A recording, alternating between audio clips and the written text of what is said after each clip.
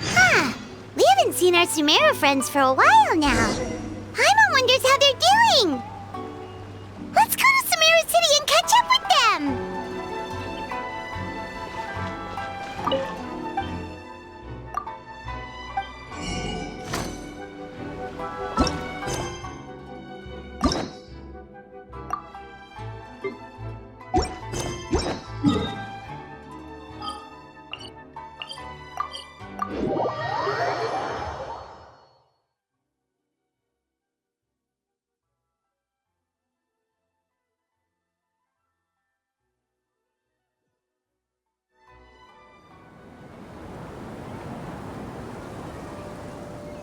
Wow, the academia sure is busy during the day. But where should we go looking for people that we know? Traveler, Paimon. Cyno! It's been so long since we last saw you! As do you. You don't seem weary at all from your travels. If anything, you seem stronger. So, what brings you back here? Oh, nothing in particular. Paimon just saw a really big mushroom out on the road the other day and suddenly missed all our friends in Sumeru. Funnily enough, we were reminiscing about you recently too. It was at a group dinner. I look forward to hearing about your travels. Something tells me we must have a lot to catch up on. Really? You were thinking of us too? What a coincidence! Indeed. Or as I call it, the biryani factor.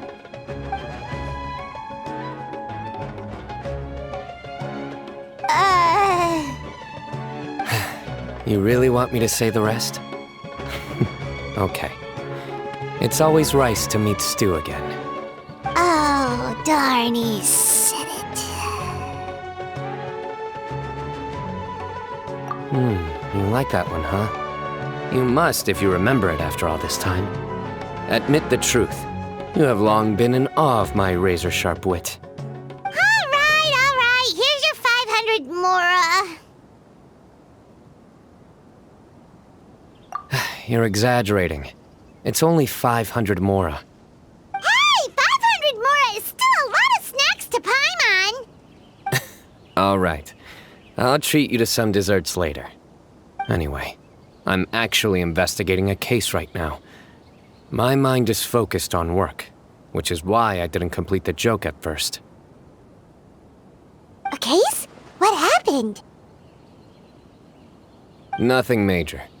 But after finding out who was involved, I decided, on reflection, to handle this one myself. Need any help? We only came here to hang out, so we've got the time. You may as well take us with you, and then when you're done, we can, Such enthusiasm. Are you worried I'll forget about treating you to some sweets if you're not around to remind me? What? No! All right, was it really that obvious? Obvious enough. Still, it's a fine idea. You are the heroes of Sumeru. It makes perfect sense to work together. All right, follow me.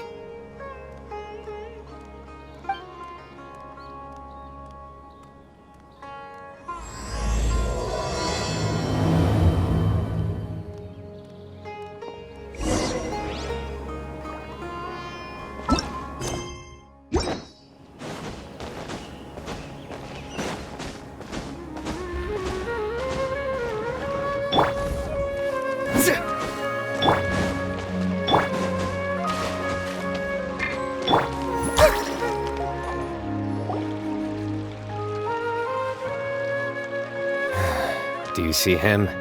The old man flailing around? Oh, is he the one you wanted to talk to about the case? Correct. His name is Cyrus, a former Spontamod sage. He taught both me and Lisa. Huh? Cyno's teacher is in trouble? It's ridiculous. I'm just an old man who enjoys a spot of gardening, shopping, and wine. What sort of person targets an old retiree? Professor, I've brought some friends.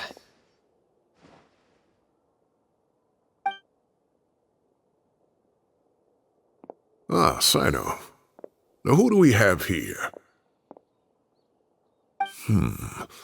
Hold on, let me think. A flying fairy dressed in white? A youth who does not seem to hail from this land? My goodness. You must be the legendary traveler in Paimon. I've heard all about what you've done for Sumeru. Wow, looks like we're really famous. I've told him about you before. You are my friends, after all. That's right. Let me summarize the situation. A couple of days ago, Professor Cyrus suddenly received a threat letter.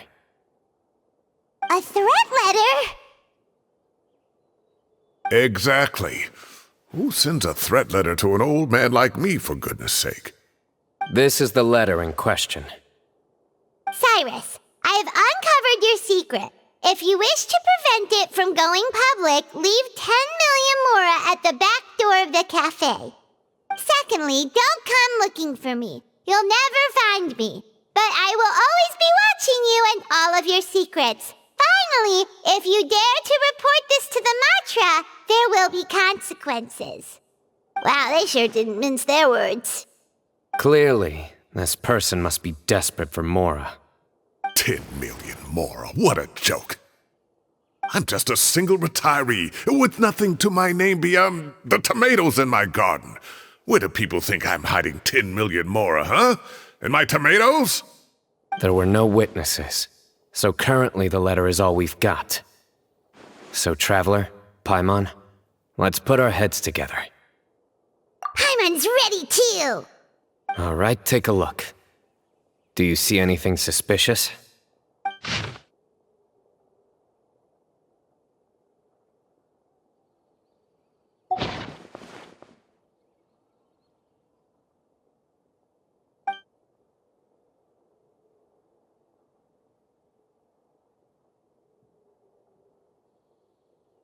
Yes. Some of the strokes are blurry. So is there something wrong with the ink? Possibly. And I bet the paper has something to do with it. Most of the paper around here is much smoother than this, and the ink is absorbed quickly so it doesn't run.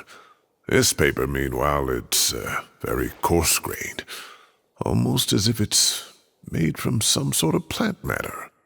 It's certainly not the same paper as we use in the academia, but the ink is nothing special. Just regular black ink that gets a blue tinge when applied to paper. So do we think the culprit has a connection with the academia or not? Wait, check this out! Looks like this part got wet at some point. Agreed. The staining suggests it was a colored liquid, not plain water. It also looks like it was wiped off with a damp cloth. A colored liquid, so... tea? Wine? Looks like we're thinking along similar lines. Let's go talk to Araf. There are some things I'll need him to take care of.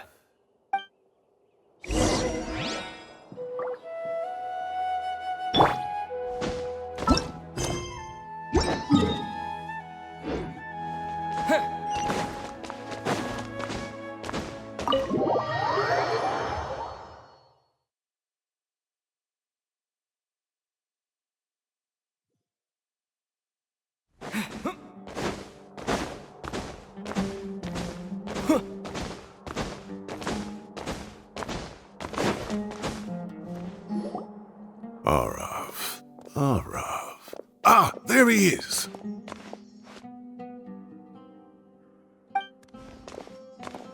Mahamatra Cyno.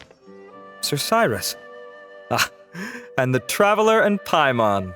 It's been a while.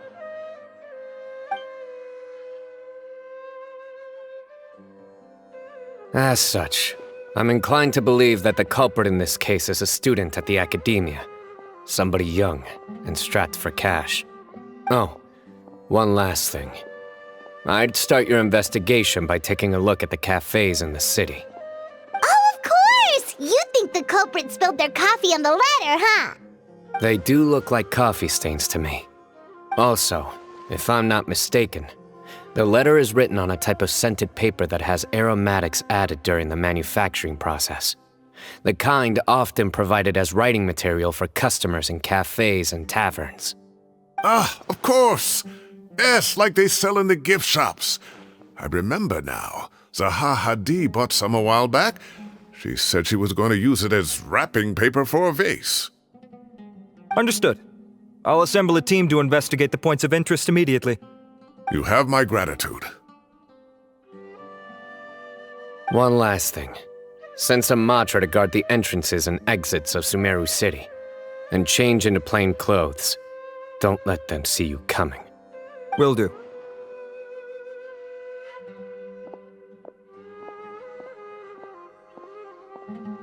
Great thinking, Cyno. So, where do we think the culprit's at right now? Yeah, they've probably been lying low at home waiting to see how Cyrus reacts. You're right, Paimon. Really? Which part? The culprit's approach. Whatever happens, they need this Mora.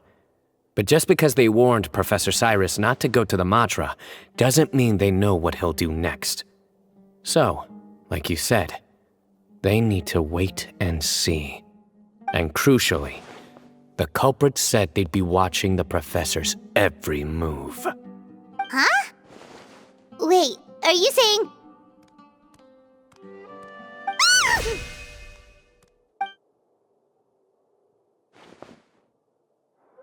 Found you! What are you doing? You wrote the threat letter!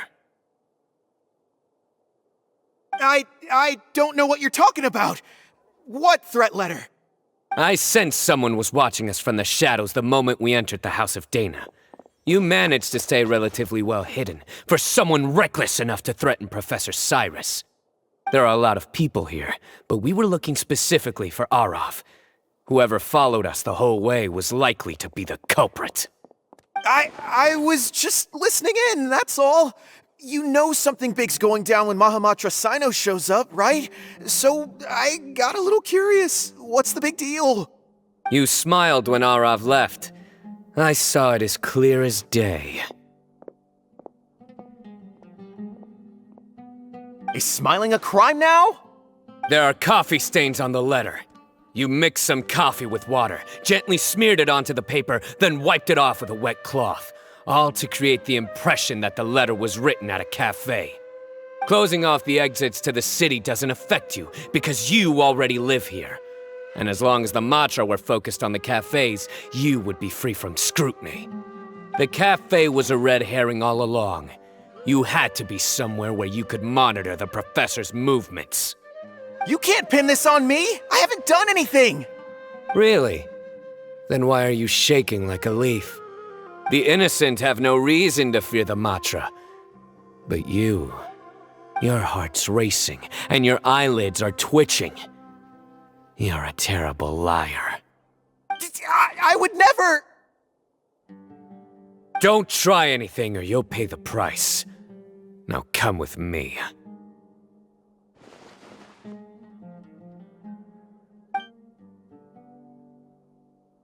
Well, that was over quickly. Cyno already caught the guy. You're telling me. 1 minute I go out for a quick smoke, the next minute I see Arav already on his way back to meet up with Cyno. Looked like a young guy, too. Couldn't have been much more than 30. But after what he's done, I'm afraid he's ruined his whole future. Everyone, it's all over. Gosh, that was so fast! The culprit's name is Uraka, a 16-year-old student in the Rataoish Darshan. Huh? 16? Cyrus thought he looked 30-something! We checked his records. He's 16, a third-year student.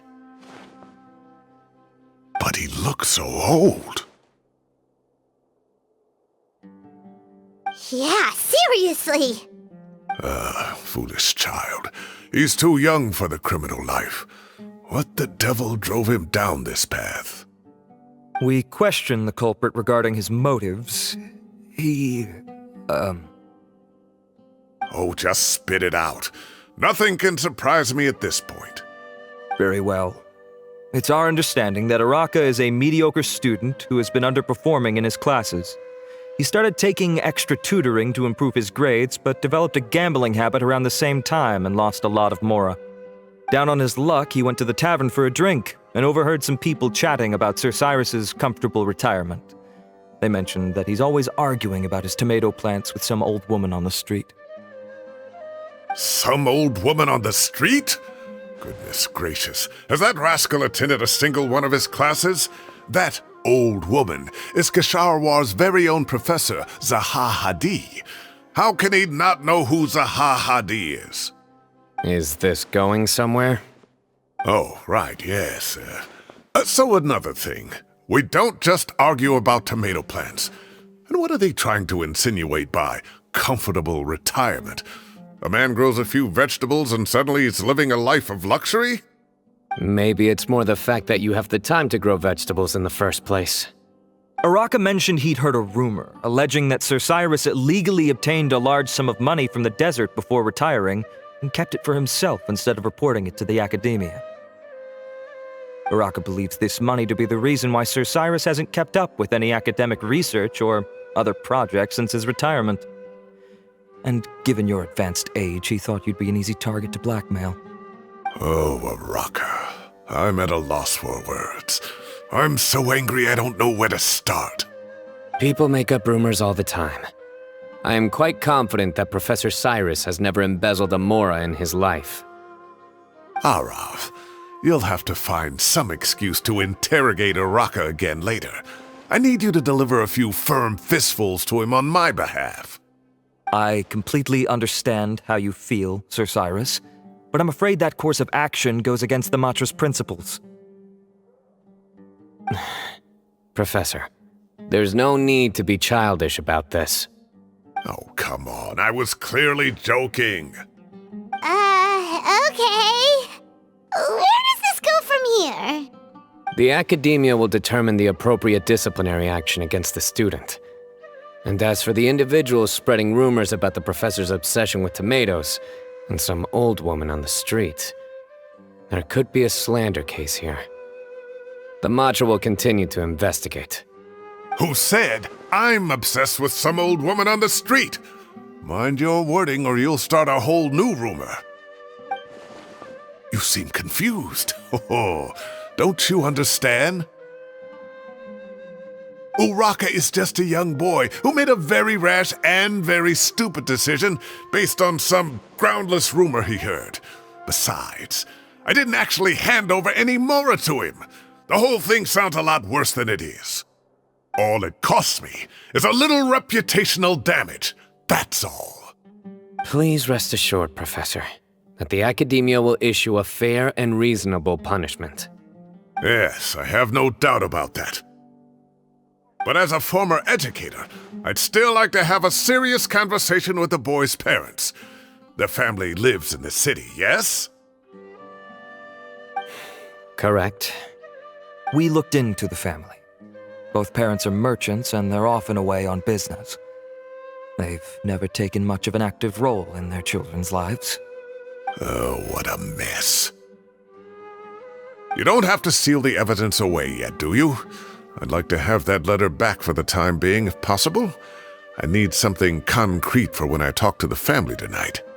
We have to show them how serious this situation is. The relevant authorities have already reviewed the evidence and are now discussing Araka's punishment.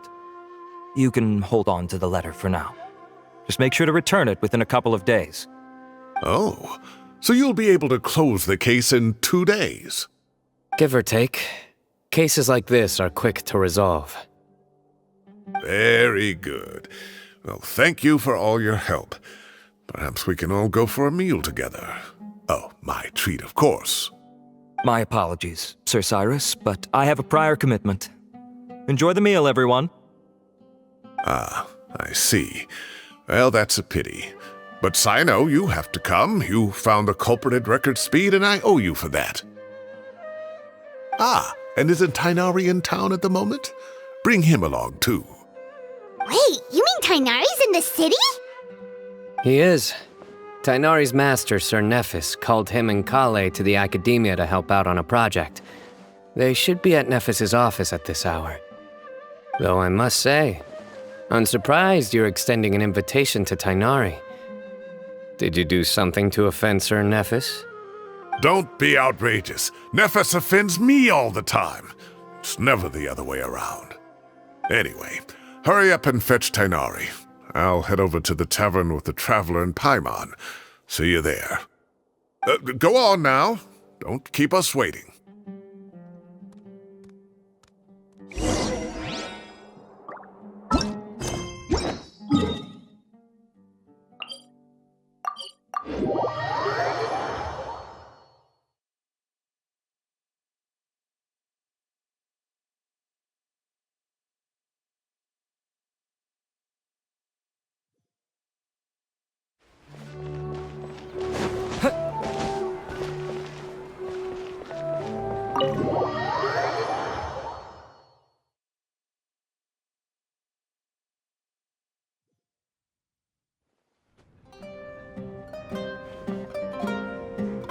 Not to brag, but we never had problems like this at Ratawa Hist back when I was still teaching.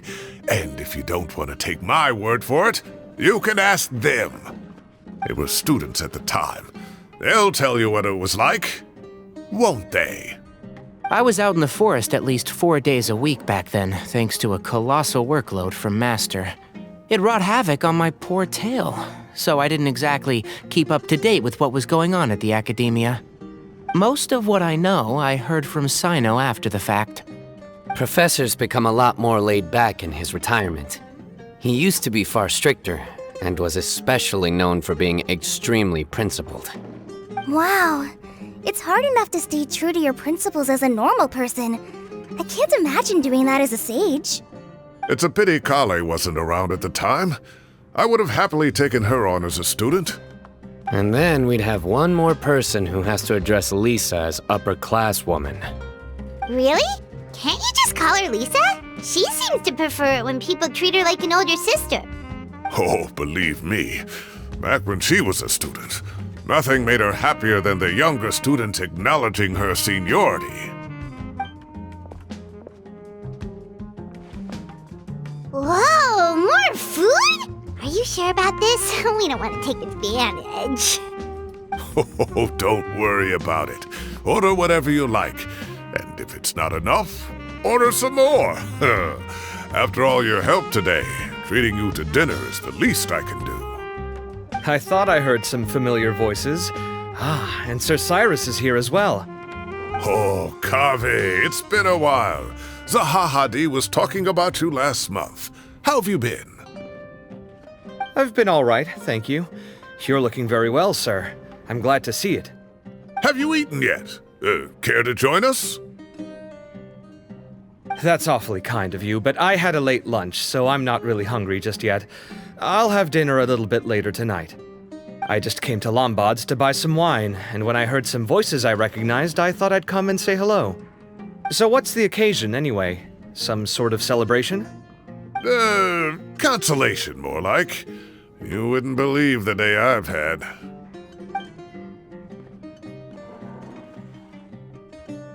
Sounds like things have really gone downhill since I was there. My whole time as a student, I've never heard of anything remotely like that. I can't believe how young the guy is. Oh, what are his parents going to think? Young people are always more susceptible to making rash and ill-advised decisions. Their minds are still developing. It's just an unfortunate fact of life. But still, this boy has some nerve. Just look at what he wrote. Oh, it makes my blood boil. Wow, yeah. Jeez. I will always be watching you and all of your secrets. And then he just followed you into the house of Dana? If this were my son, he'd get the scolding of a lifetime. Oh. Luckily, I'm also an extremely principled person. Kaveh! Your order's ready, sir! Coming! I'll have to get going. Have a nice evening, everyone. I'll catch you all another time. Okay, bye-bye! Here I am. The coffee beans are in here too. Yep, it's all there. I'll stop babbling away now. Let's eat before the food gets cold.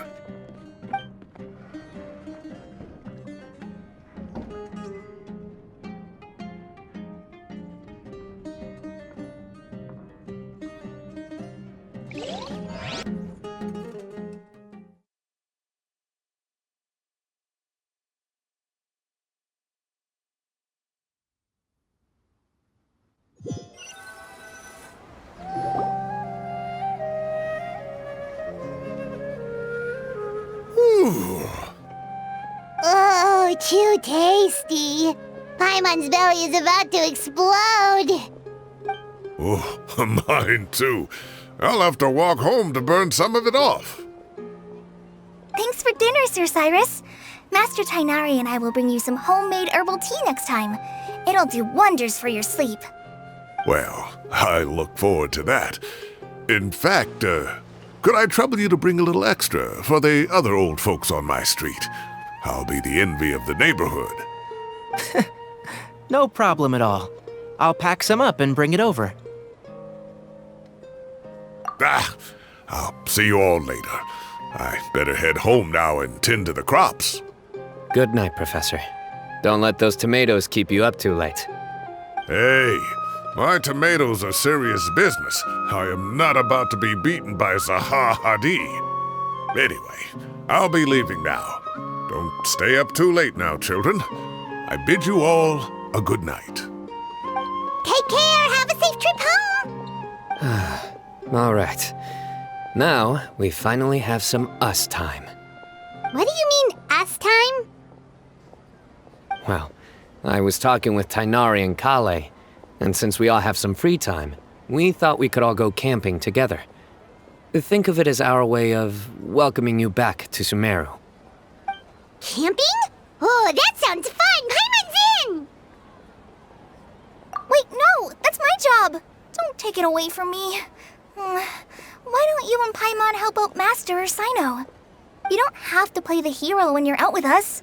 This is your chance to just, laze around and switch off for a bit. Everyone, let's meet tomorrow afternoon at the riverbank to the southeast of Gandharvaville. No need to bring anything. We've already packed everything for the trip. Just bring your delightful selves and prepare to have some fun. You got it! We'll be there! Great. Then we'll see you tomorrow.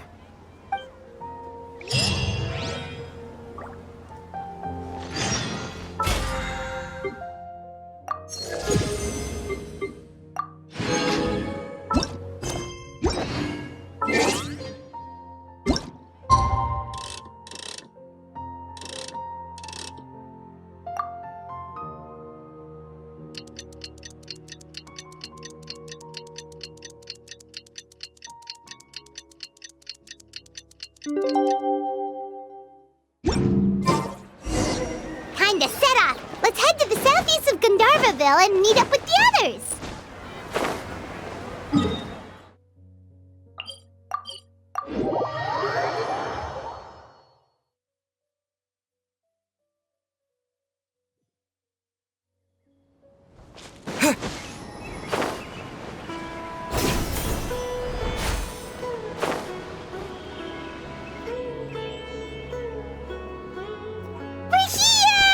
Wow, you guys are ahead of the game! You set up the tents already! I'd say we're right about on schedule, actually.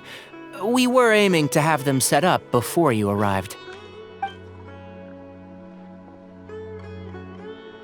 Traveler, Paimon, let's go fishing together. Whatever we catch, we can grill for dinner tonight. You got it! Dinner's on us tonight!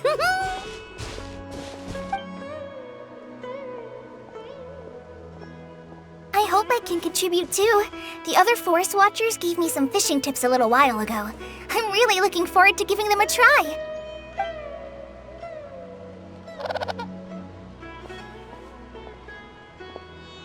I saw some very appetizing mushrooms in the area, so I gathered a few for us. I'll leave them here along with some fresh fruit. Wow, camping with a forest watcher is the way to go! They think of everything! And even if they don't, they can improvise! This is true. I don't think I've ever had a single rough day in this forest. So, how has everything been going for you? Well, there's been some high points and low points, but we've had some unforgettable experiences along the way. I see. Oh, in that case, you should try a valberry. I bought some from the market this morning. A valuable suggestion. Just don't bury your feelings using food. All I wanted was to recommend something bittersweet. Oh, I have a sudden craving for fruit tea. I'm gonna go fetch some stuff. Bye!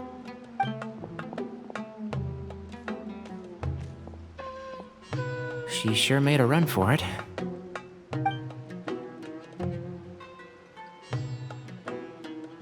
Unbelievable. She made a run for it. So Kale chose the path of tactical retreat. Could it be she foresaw what shall soon come to pass?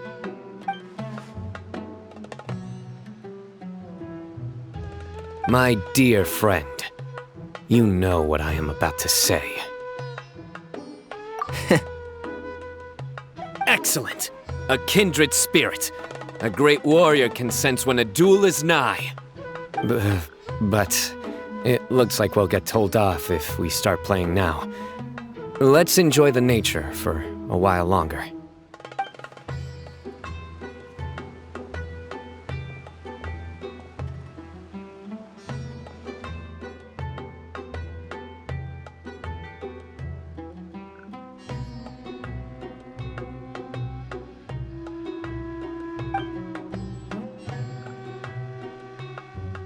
We got a bite!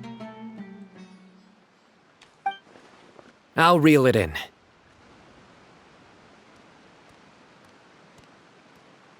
Firewood, spices, snacks, and drinks. Everything's ready. Once Kale gets back, we can light up the fire and start grilling.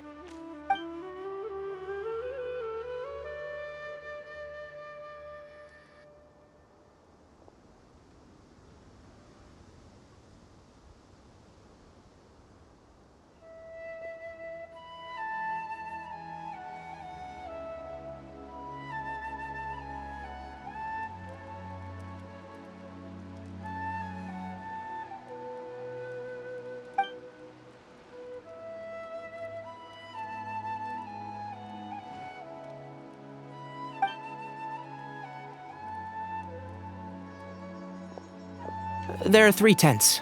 Which one do you two want to take? How about the one on the left? Well, Paimon just thinks the ambiance here is a little better. True. But it's also the closest to the water. If there are any sleepwalking fungi around tonight, they might stumble into your tent. Well, that's no good. Take my weapon. You can use it to bar the entrance. Anyone would think you were sealing the gates to King Deshret's mausoleum. Excellent. Then this tent will be an impenetrable fortress. I'm back! How's your appetites? Ready for the barbecue? Always.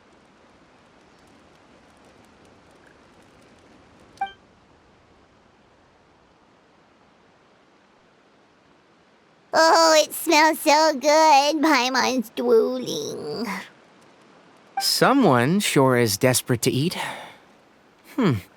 I think it's time to add the seasoning. How do you like your skewers? Well done? Medium? Rare? Wait, what? Isn't that just for steaks? Hey, if it works for steak, maybe it works for other things too.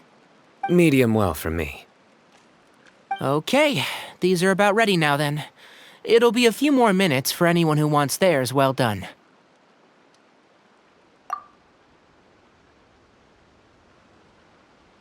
Oh, that was so delicious. If Paimon's stomach had space, she'd eat 3 more skewers. I ate a lot too. Here comes the food coma. If you're tired, then go rest. You must be getting sleepy too, Paimon. Why don't you guys head to your tents? Cyno and I will clean up. Tonight, I show you mercy. Our sacred duel will take place another day. Good night.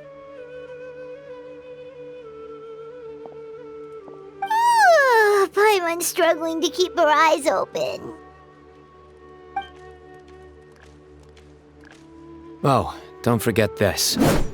The Staff of the Scarlet Sands. Wait, you were actually being serious about that? It's a very powerful weapon. Try it. Paimon can't even lift that thing. Fair enough. You sure you don't want it? Yeah, Paimon's sure. We'll be fine. And even if we do get an uninvited guest in the night, Paimon will be here to take care of the traveler.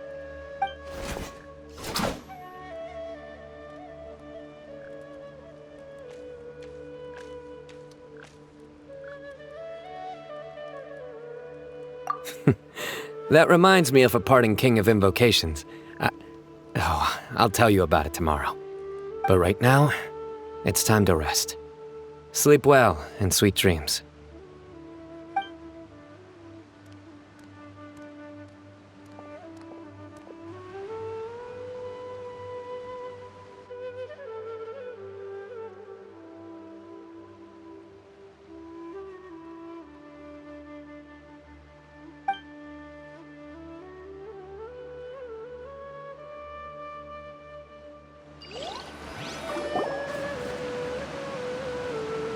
I think they should all be here. Traveler? Paimon? Are you in there? Could you come outside for a sec? Look at this.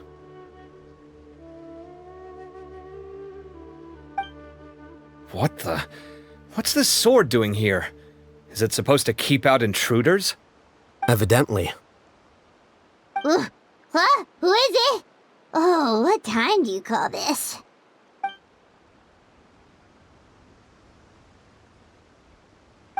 Paimon's gonna take out the sword. Yeah!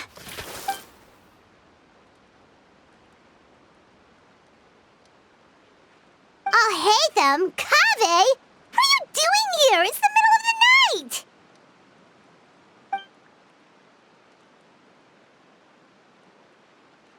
Sorry to wake you up at this hour of the night, but we've got a situation on our hands. Let's get dressed and talk about it outside.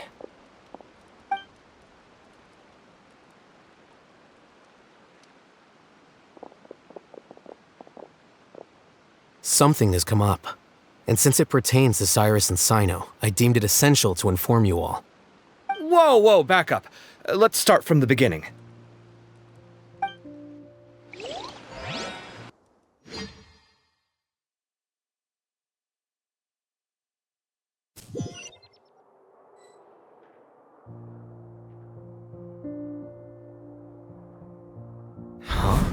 Where'd the wine cups go?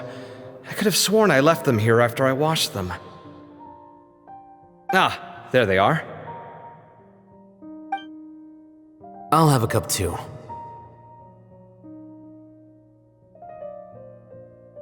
Can you see if the cookies are still on the table?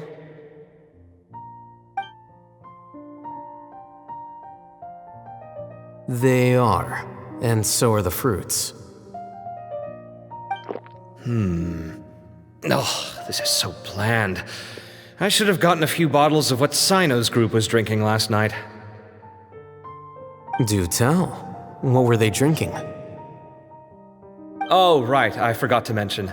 So, I ran into Cyrus yesterday evening when I went to the tavern to pick up some things.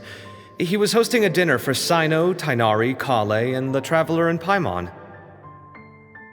Anyway, they got a bottle of Lombard's new vintage for the table. At least, I think that's what it was. It looked pretty good.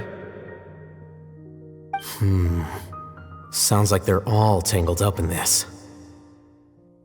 You know what it's about, right? 16-year-old kid tried to extort Cyrus. He was asking for 10 million mora. I heard some people talking about it on the streets, yes. Didn't take them long to catch the culprit. The sages are probably dealing with the case by now. I wonder what Sir Nephis and the others will make of it. Oh, Cyrus showed me the extortion letter, too. It was crudely written, but the paper had this beautiful pattern on it that I've never seen before. Really caught my eye. Give me a sec, I'll sketch it out for you.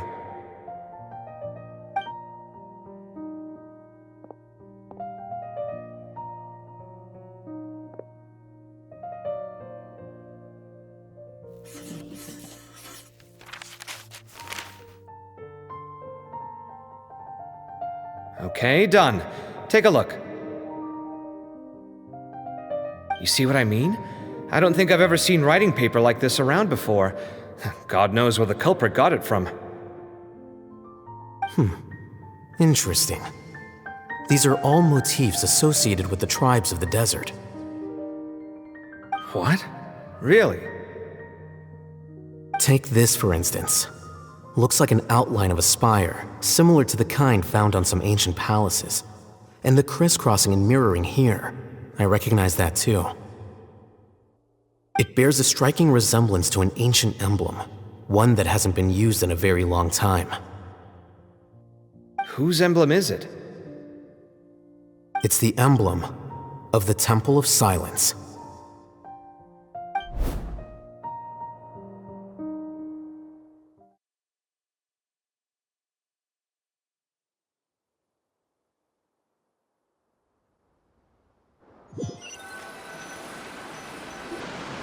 After discussing it with each other, we both agreed that something didn't feel right, so we went looking for you. This was a long way to come from the city. Alhaitham figured you were probably with Tighnari, so Gandharvaville was our first stop, but the Forest Watchers told us that you'd gone camping. Then, just as we were heading off to the campsite, we ran into Cyno. He said he was on a supply run. We exchanged a few words, and then he ran off. Hold on, so what's the deal with that emblem you were talking about? The Temple of Silence, you said? What is that? Should we be worried? Something's up, huh? Give me a second. Let me get Kale.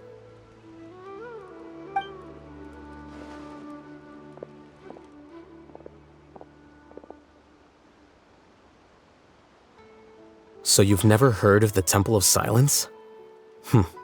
Well, to put it simply, it's an organization that has existed in Sumeru for over 1,000 years. These days, you can find a Temple of Silence office in the academia. Theoretically, it's responsible for the custody and disposal of information and documents not fit for public dissemination. At least, that's what they tell the outside world. In truth, it's essentially a vestigial institution nowadays. There's an office with their name on it, but it's functionally obsolete. Historically speaking, the original Temple of Silence is said to have been established by Hermanubis, one of the 7 pillars of King Deshret and the greatest of all sages. Most of the organization's members hailed from the desert. By contrast, none of the Academia Temple's current members are from the desert region, nor do they use any symbols connected with the desert folk. So the Temple of Silence at the Academia is just a fake? Wow. It's possible. The real question is, why? My guess is they're covering something up. So, how do you know all this? Sounds like some pretty top secret stuff. Did you forget? He did a stint as acting Grand Sage, and kept the pay raise even after he resigned. Oh, yeah! Paimon did totally forget about that. So you took the chance to read all the top secret documents while you were acting Grand Sage, huh? If you're asking me whether I familiarized myself with the documentation in my office, I would respond that that's a perfectly normal part of any job. So much about this doesn't make sense. Why did the emblem of the Temple of Silence appear on a threat letter from an academia student to Cyrus? The student's only 16, and doesn't have any family ties to the desert. So where could he have seen that emblem, or gotten the paper? You said you ran into Cyno, yes? Did you tell him what you've just told us? Yep. He ran off as soon as he heard what we said. Given that Cyrus is involved, he's probably halfway through solving the case by now. Still, we should try to catch up with him. At this hour of the night, Cyno will probably go looking for Cyrus at his current residence. If the Academia's Temple of Silence really does exist just to cover up the truth, the sudden appearance of this emblem can't be good. It's sure to stir up trouble. We should pay a visit to the Academia. Yes. As the Sage of Amorta, my master ought to know the truth about their office. You can ask him to tell you what he knows. The more information we have, the better prepared we'll be for whatever happens there. If this situation is connected to the real Temple of Silence, the emblem has to be part of a bigger conspiracy. Kale, could I trouble you to send a message to the Core of 30? Tell them to keep an eye out for Cyno and Cyrus. Traveler, Paimon, you two come with me. We'll go after Cyno. Sounds like a plan. Let's go. Cyrus has been living in the city lately. He rented a place near the field so we can keep an eye on his tomato plants. Then let's go look for him there.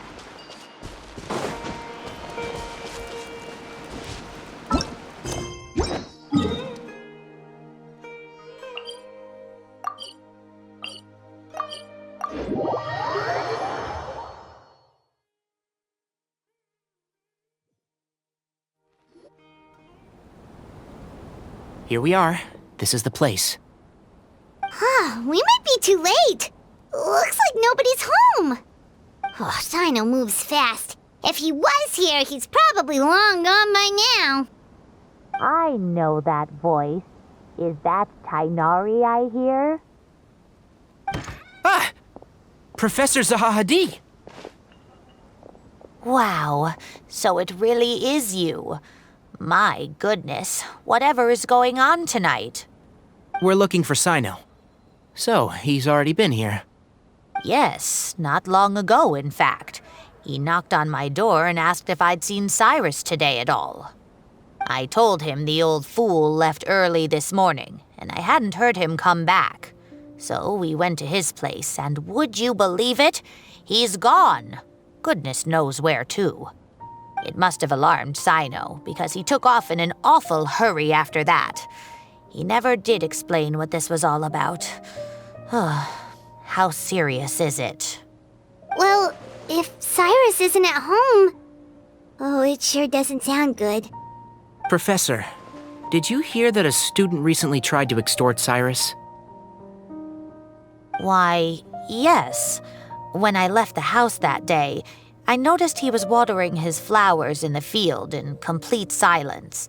He had a piece of paper clutched in his hand, and he looked lost in thought. I could tell something was troubling him, but he wouldn't tell me what it was. If Cyno hadn't happened to visit him that day, he'd probably still be holding on to that thing. After seeing the letter, Cyno told him to contact the Core of 30, but Cyrus was very reluctant. He claimed it would only damage his reputation. Eventually, he relented, after much persuasion from Cyno. Huh? Cyrus didn't want to report it? Well, that's strange. When we saw him, he seemed pretty okay with the idea of the kid getting his just desserts. As a former sage, it's possible Cyrus still has enemies at the Academia. That's why Cyno was so insistent that he report the matter to the authorities. I was there while they were going back and forth over it. So Cyrus initially hoped to stop this from going public. But why?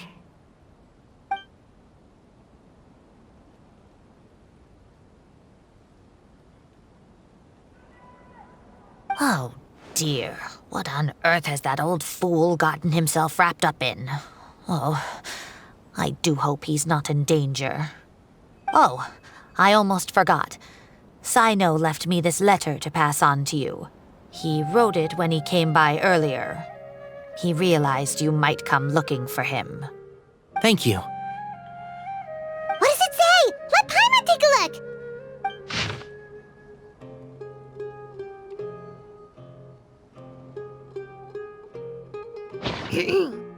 My friends, this is a rather complicated state of affair.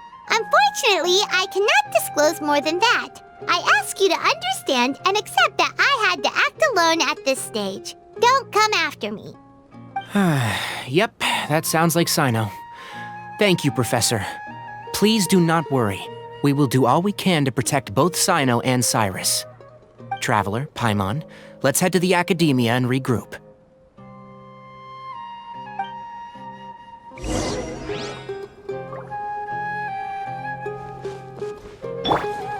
Oh, Cyrus, you've given me a real fright this time.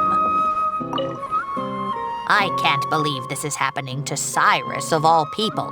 How does a man of his age end up at the center of all this fuss? He always seemed so carefree. Cyno and his friends visit him on a regular basis, and there's never any drama. I honestly thought he lived a worry-free life. We've had our quarrels, but it's always over the silliest little things. Now he's in real trouble. I just wish there was some way I could help. And, what about our tomato growing contest? He has to see it through. His plants are doing so well, but they need their gardener to come back safe and sound.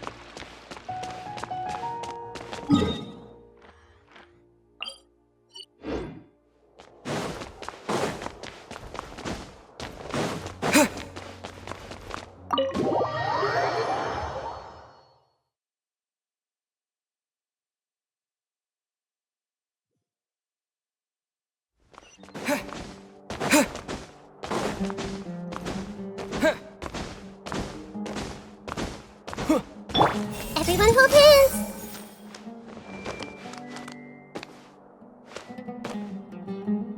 I see everything! You're here? I thought you were going after... I guess you lost their trail. We went to Cyrus's house. No one was there. Cyno got there before us, but he was long gone by the time we arrived. He didn't say where he was going? No! He left us a letter and told us not to go after him! Can't say I'm surprised. Typical Cyno. Anyway, some updates on progress on our end. I drew the emblem from memory again, but in more detail this time.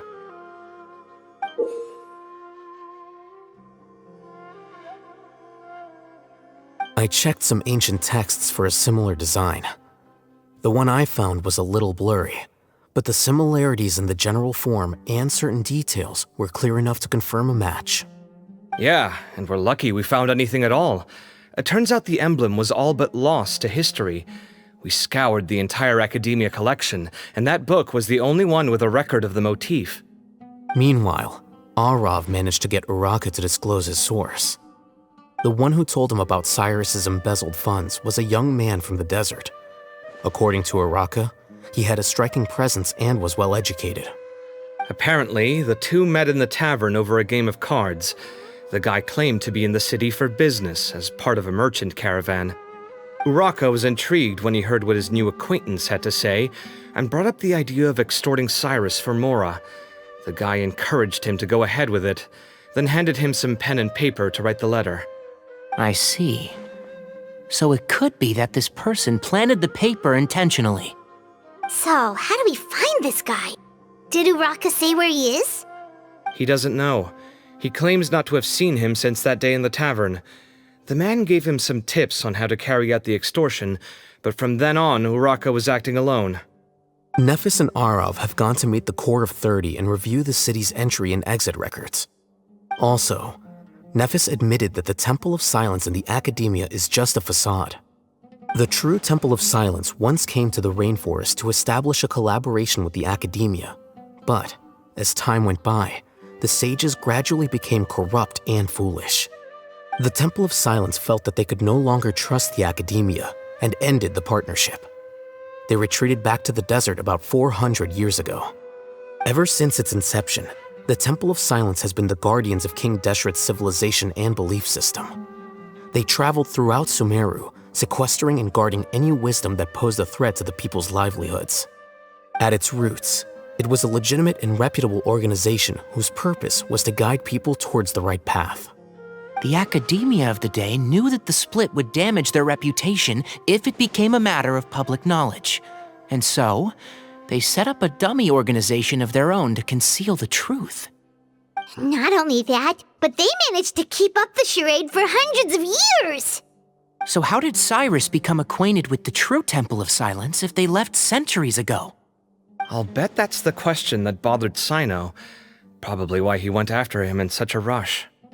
Whoever is behind this, getting Uraka to extort Cyrus was only the first step of the plan.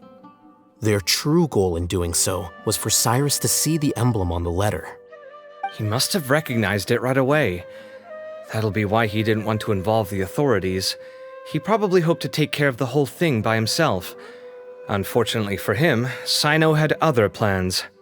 Since the desert is where the Temple of Silence originated, that is in all likelihood where Cyrus went. I have to go after him. Really?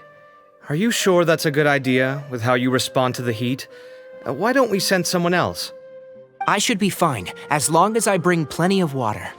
Besides, I just can't shake this ominous feeling that if we don't catch up to them soon... Everyone, I have news from the Core of 30. Master! Oh, so that's Nafis, Tainari's master? Oh, we're finally getting to meet him in person! It's a pleasure to meet you, Traveler in Paimon. Several independent eyewitnesses have reported seeing Cyrus and Mahamatra Cyno leaving the city at different times. Both were heading in the direction of Caravan Rebat. I was going to suggest that you join forces with the Core of 30 in this case, however, as I'm sure you've already heard from Alhaitham and Kaveh, the Temple of Silence is involved. The Academia has made a number of decisions throughout history that I am ashamed to talk about. It may well be that no better choice was available to them, but those actions are nonetheless a stain on our legacy. I won't attempt to make you understand the Academia's perspective. Now is the time for action. I understand where you're coming from, Master. But I'm afraid the situation might be more complicated than we thought. I think we need to keep a low profile, or risk making things worse. Good point. If Cyrus is involved with the other side, or worse, if he's fallen into their hands, and...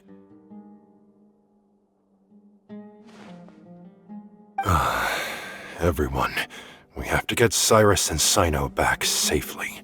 We cannot afford to lose them. Need our help? Whatever you need, we got you covered. Really? Wonderful. You have my most sincere gratitude. Arav and I will continue to follow up on the lead from Uraka. Kaveh, Scribe Alhaitham, I'd like to ask you to cover the duties of the House of Dana. Tainari, you are planning to go into the desert, correct? I am. Kaveh, I'll be okay. You stay behind to help Master and Alhaitham. Well, if you're sure... Okay. But be careful. Thank you all. Arav, let's go! You'd better get moving. Don't forget to ask for help when you need it. Will do. Let's go, Tighnari. Hopefully we can catch up with Cyno before it's too late. Knowing him, he's probably covered a fair distance already, but we still have a shot. Let's take it.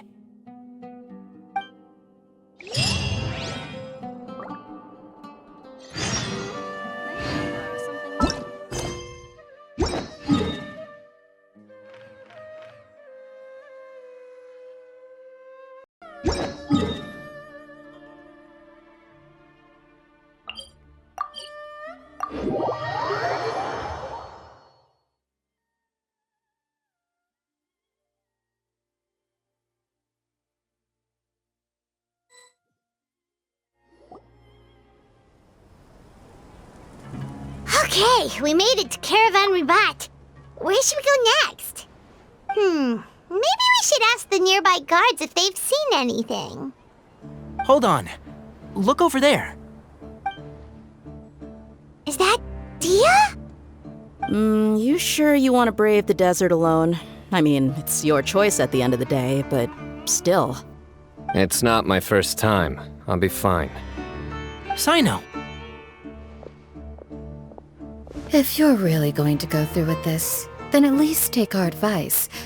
When you're packing for your trip, budget for 5 days more than you plan to spend out there.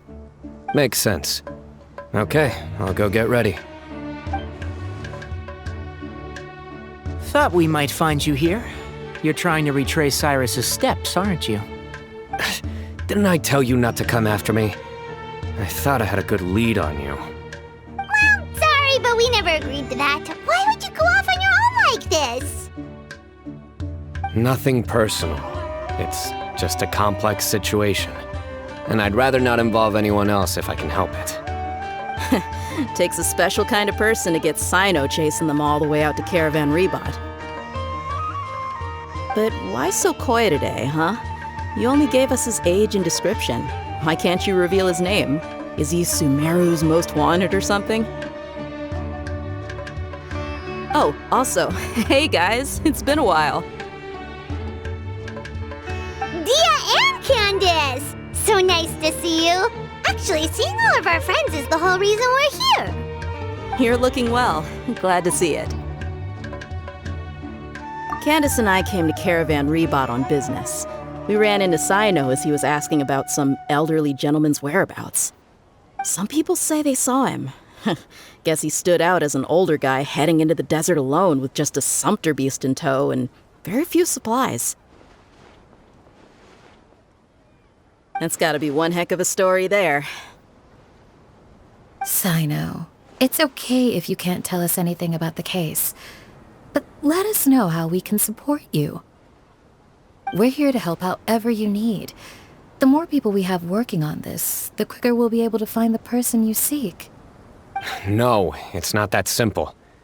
If I'm right, he'll be doing everything he can to avoid us. We spoke with Zaha Hadid. From what she said, it's pretty clear that he wants to try and solve this on his own. It won't be easy trying to find him in the desert when he's deliberately trying to cover his tracks. Sounds like this is far more complex than we imagined. Still, if he started from Caravan Ribat, the chances are that his route took him past our village. You may as well ask if anyone there has seen him. My thanks to you both. Once this is resolved, I will find a way to repay you. Come on. No need to get all serious. Just buy a round of drinks next time we're all in the city or something. That's a deal. All right. So, you all set? Yes, we'll handle it from here. Thank you again for your help. I don't take it for granted. All right. Then we'll leave you to it. Just remember, if you change your mind and need some reinforcements, we'll be here. And don't think you'd be imposing. You can depend on us. Don't worry, we'll keep him out of trouble.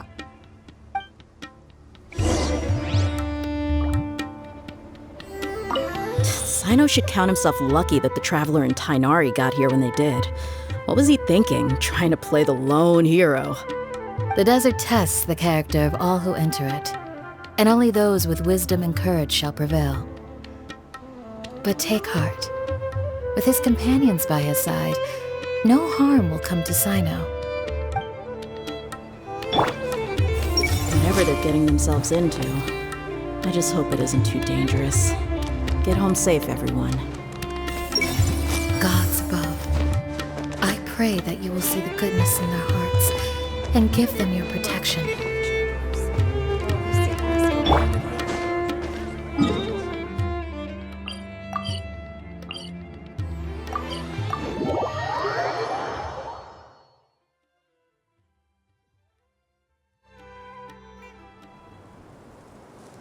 Hold on.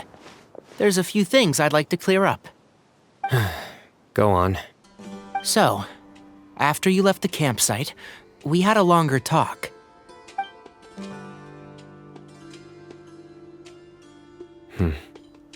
Clearly, we've only scratched the surface of the Temple of Silence question. It doesn't surprise me at all that the one in the academia is a fake. Do you have any connection with the Temple of Silence? I do.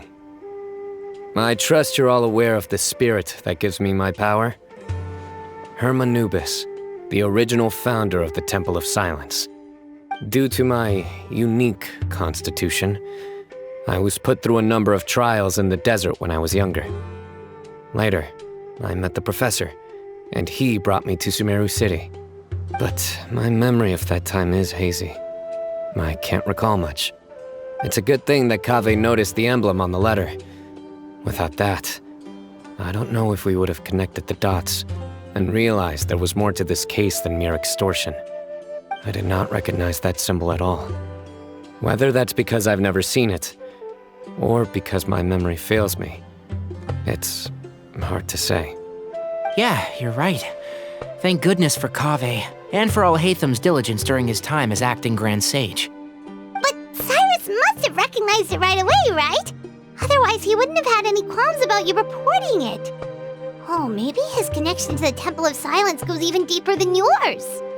I suspect so too. Professor has never once mentioned the Temple of Silence in conversation. And whenever the conversation turns to Hermanubis and the concept of spirit indwelling, he avoids going into any depth. Well, speaking of avoiding things, you do realize, don't you, now that we've caught up with you, you're stuck with us for the rest of the way. I am aware. And I have accepted it. Or rather, I don't see how I could manage to ditch you en route, so I might as well accept that you're coming with me. That's right. Fact is, we're coming with you whether you like it or not, so the best option now is to try to look out for each other. Ha! Fair enough. Then at least let me buy you a drink once we're back in the city. Works for me. All right, off we go. Let's start by seeing what the guards here can tell us.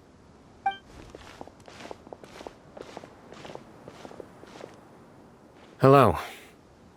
Mahamatra Cyno? I'm looking for someone, so I'd like to confirm any recent foot traffic in and out of Aru Village. A man matching that description passed by Aru Village not too long ago. He stopped by to load up on food and water and feed his sumpter beast, then he was on his way. Where was he going? Let me think. He took a seat by the entrance of the village for a while, and had a brief chat with the person who came to deliver the water.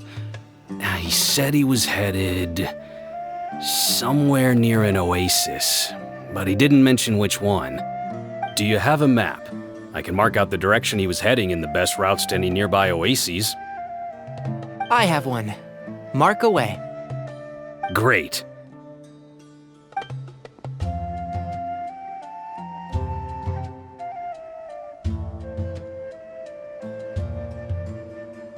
There you go. Thank you so much. You were a great help. You've got a really good memory. You're quite welcome. Just doing my job. Best of luck. I hope you find him soon.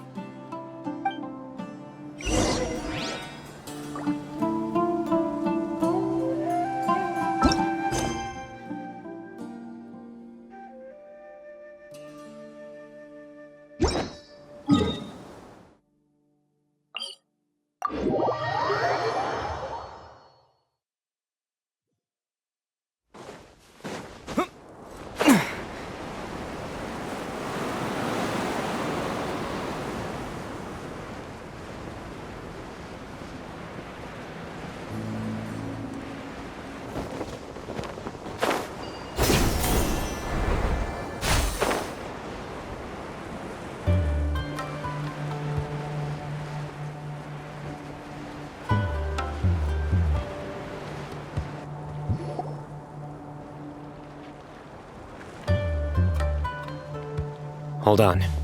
I see some people over there. Do you think it's safe to ask them what they know? Should be. I'll go. No. I'll do it.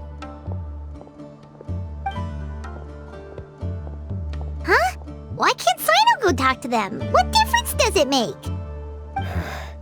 Given my background, appearance, and the way I dress, I might not be the most welcome visitor here. Just in case, it's probably better to let a more neutral party handle things.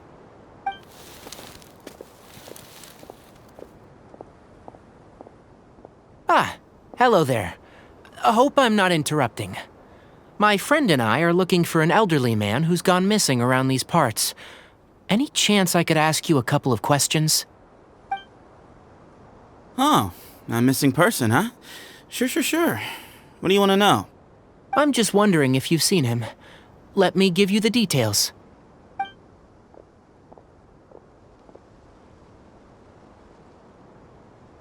So, a silver-haired guy in a long robe, culture type with thoughtful eyes, and he's traveling alone. He'd stand out like a sore thumb around here. Yeah, sounds like the kind of guy we'd remember if we saw him. He's looking behind me.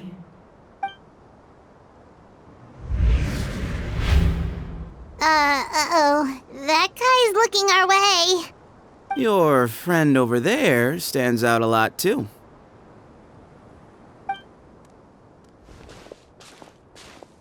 Hey! Aren't you Cyno, the General Mahamatra? Yes, that's me. You don't seem surprised that I recognized you. It wouldn't be the first time.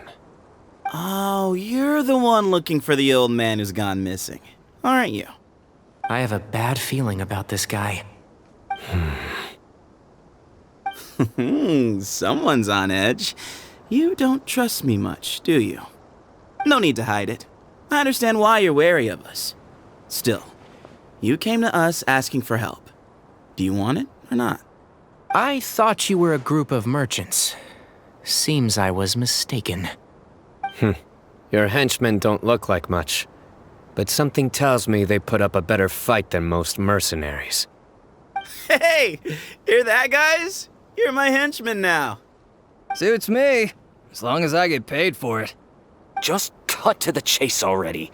I'm running out of patience. All right. Come with me. All of you.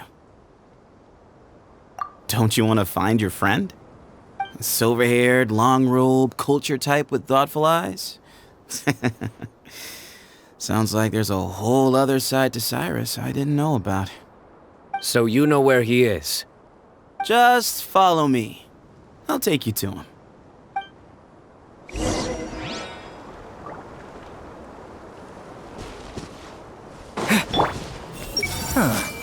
Those guys are pretty cautious.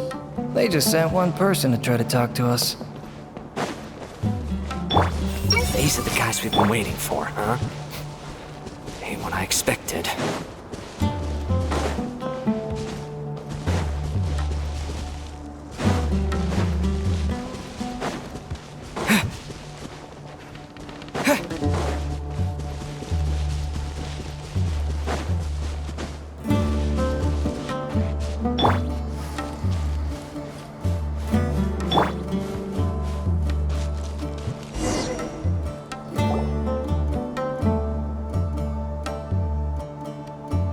And here.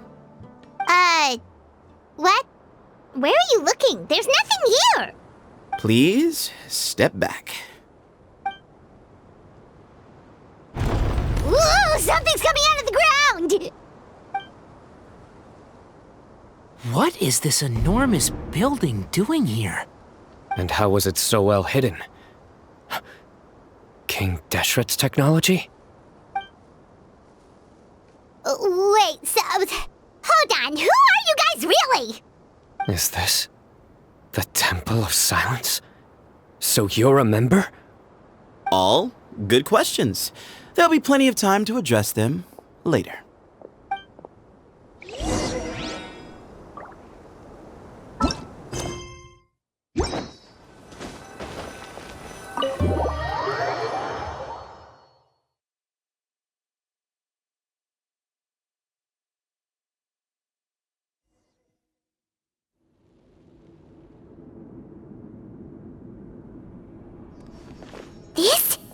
not what Paimon was expecting to find in the desert, especially not hidden right next to an oasis.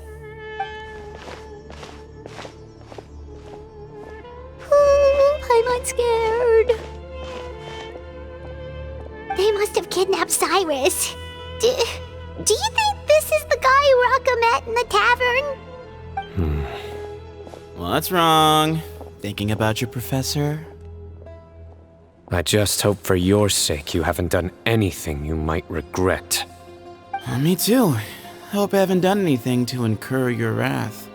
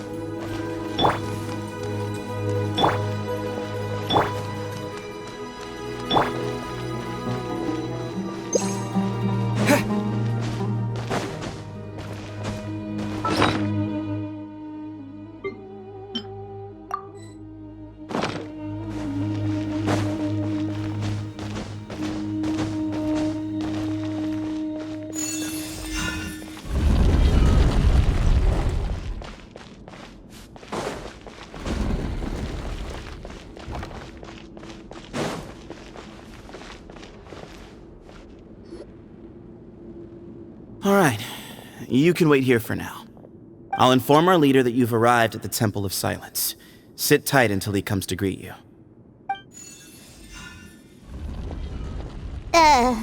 So he's just gonna leave us here unattended? Maybe we're not being kidnapped after all. They can't have been at the oasis by chance. They were waiting for us. Whoever the leader is here, they were obviously counting on us showing up. So this is the Temple of Silence. After leaving the rainforest, they hid themselves here? Hey, look! That guy's coming back.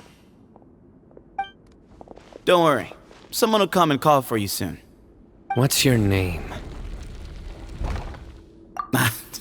Sorry, guess I was so delighted to see you, I forgot to introduce myself. My name is Sethos. I'll be here if you need me, but I'm not planning on answering all of your questions. Other than that, you can occupy yourselves however you see fit. So we're free to explore by ourselves? Yep. I mean, I'm not worried about you running off. Cyrus is here. And unless I've misunderstood, you're all quite anxious to see him again. He's right. Well, if we've got some time, we might as well take a look around.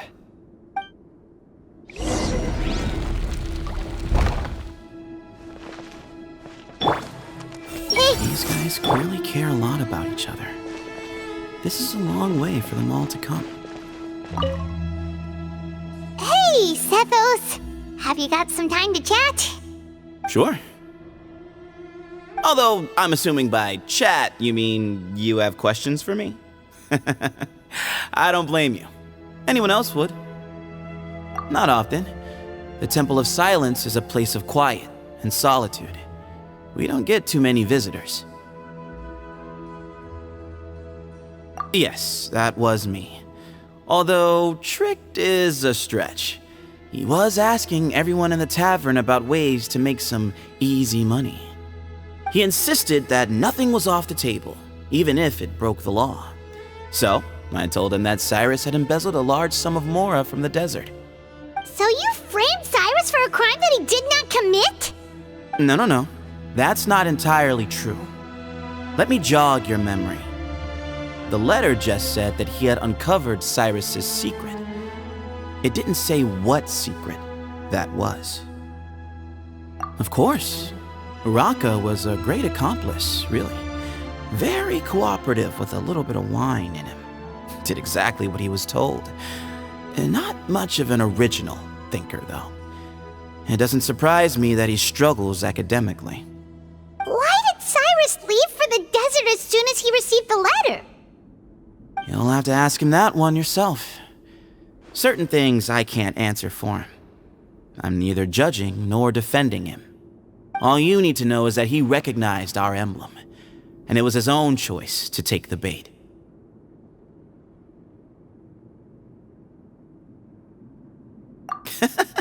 What kind of question is that? He's the General Mahamatra. Everyone in Sumeru knows who he is. Right, but back at the Oasis, you can't have known who he was for sure, or you wouldn't have asked him. So, what we're really asking is, have you never seen him in person before? I've lived in the desert my whole life. Guess you could say I've never had the pleasure. Ugh, why does Paimon feel like this guy's not being straight with us? Come on, we've only just met. If I give you all the answers up front, you'll have nothing left to look forward to. Nope, not once. Really? I have no need to go there. Not when the taverns are full of the Urakas of this world. Besides, we're well aware of what goes on at that place. Spies? It's not as clandestine as that. The city gates are wide open. Anyone's free to walk in. You can find out all you need to know just by walking around town and hearing the word on the street.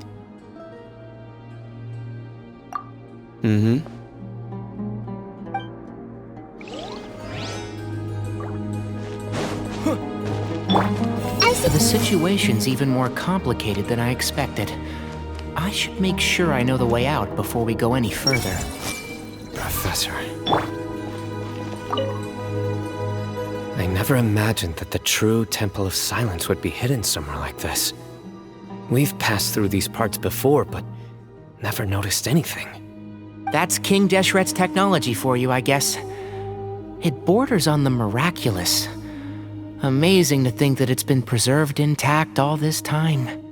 We should be wary of our hosts. Still, at this point, we can be confident that the professor is safe and sound, so that's something.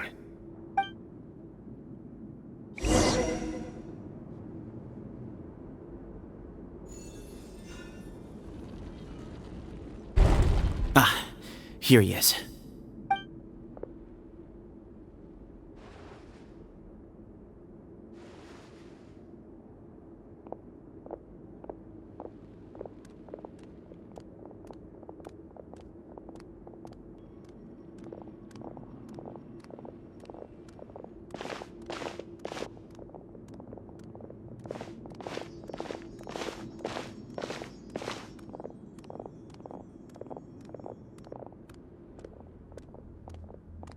Grandfather, the person you wish to see is here. Well done, Sethos. Greetings, one and all. I am Ba Moon, the current leader of the Temple of Silence.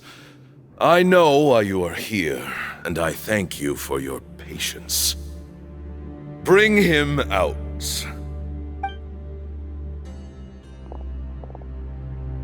Professor! Cyrus, are you okay? Ah! Watch what you're doing!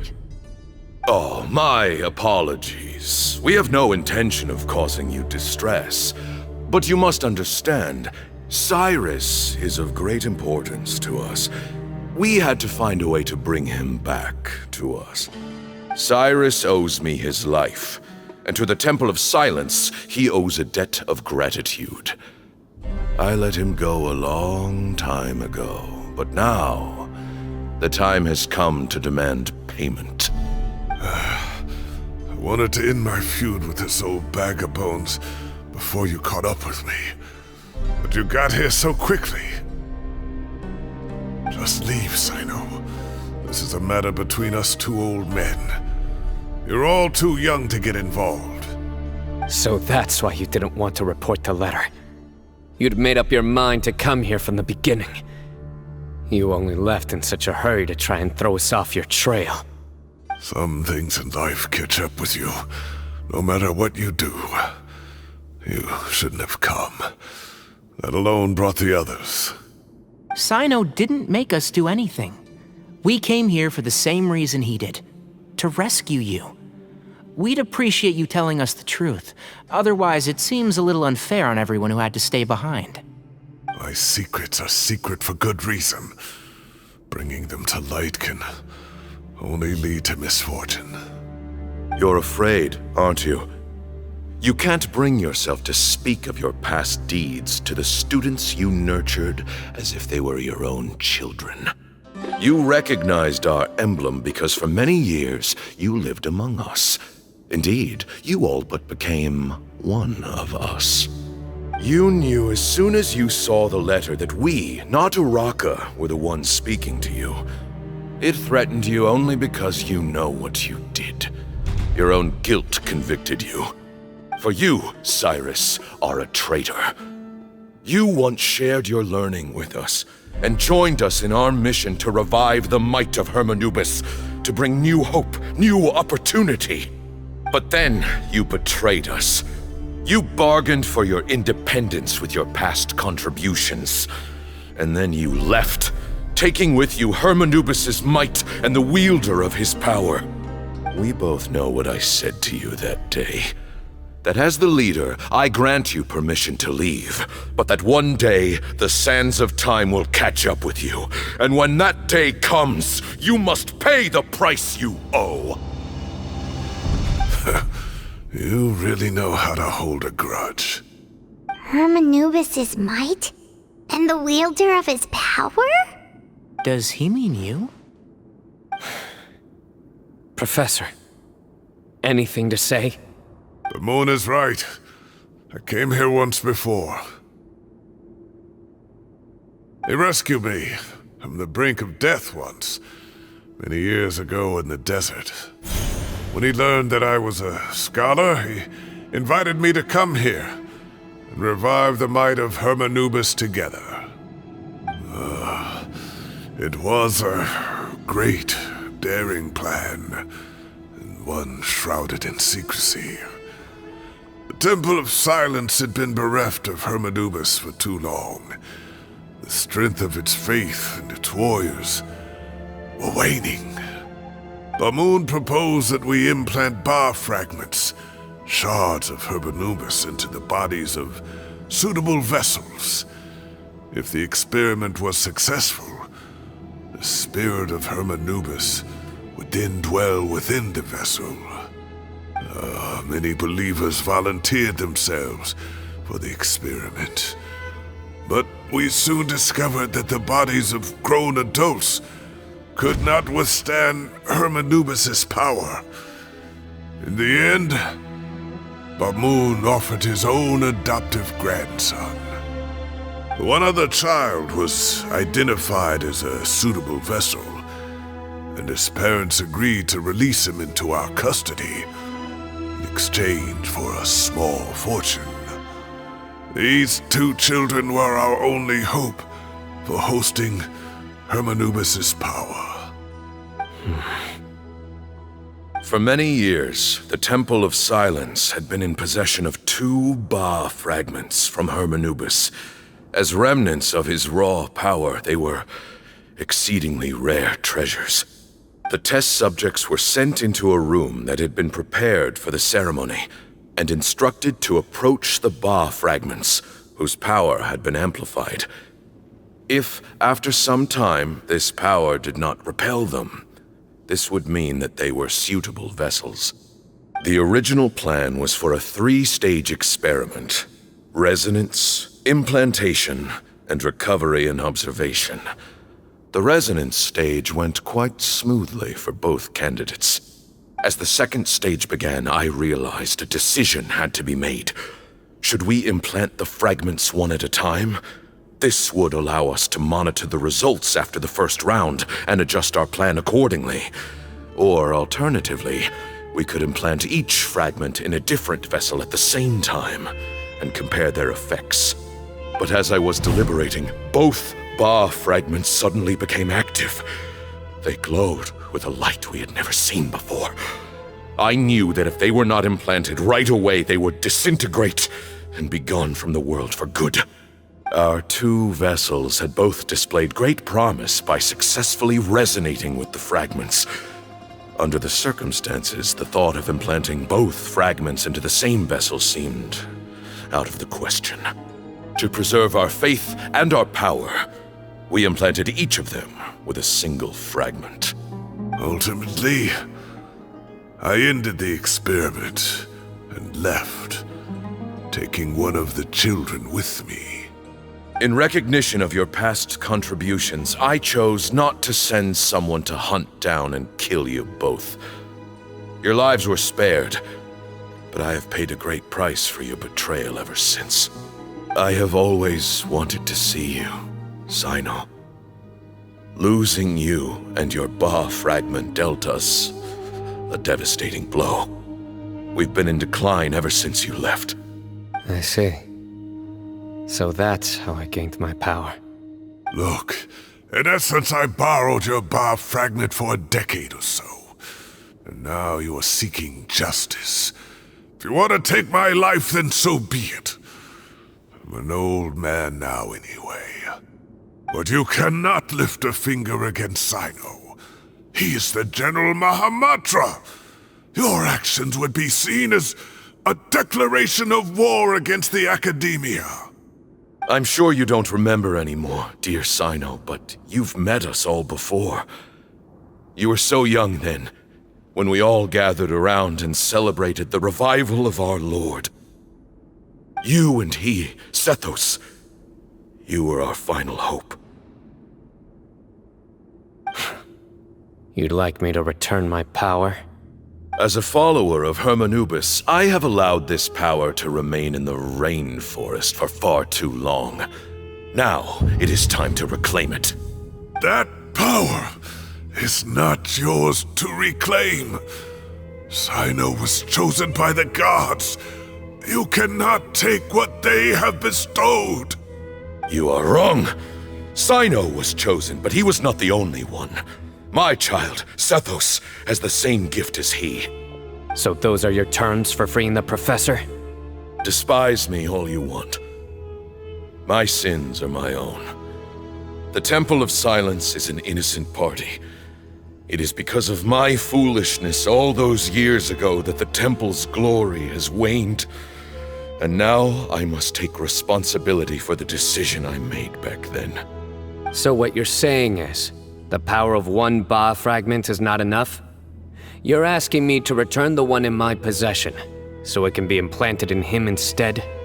Divine power causes great suffering to those who wield it. How do you know that Sethos would be able to withstand it? He is no longer a small child. But regardless, this burden is ours to bear, and your objections mean little given that you turned your back on us long ago. Both my heart and mind are telling me that what you are proposing is a terrible idea. However... Don't listen to him, Cyno. That power is no more yours to give than it is his to take. You have to understand. I know. But if this is a question of your freedom versus a fragment of power, then... there is nothing to debate. Sorry to interrupt, but in my view, there are a number of contentions here that still need addressing. Say that Cyno refuses to return his power, and you also refuse to release Cyrus. Then, we are at an impasse. I find it hard to believe that you went to all this effort without planning for that possibility. You're trying to gauge where we stand while keeping your remaining cards close to your chest. Well, my stance is, put the rest of your cards on the table. Then we can have a discussion. Wait, those ears. So, we have a descendant of the Valukashuna in our midst. Splendid! Fate smiles upon us after all. Everything we have longed for, Hermanubis will provide. Perhaps this very day we'll...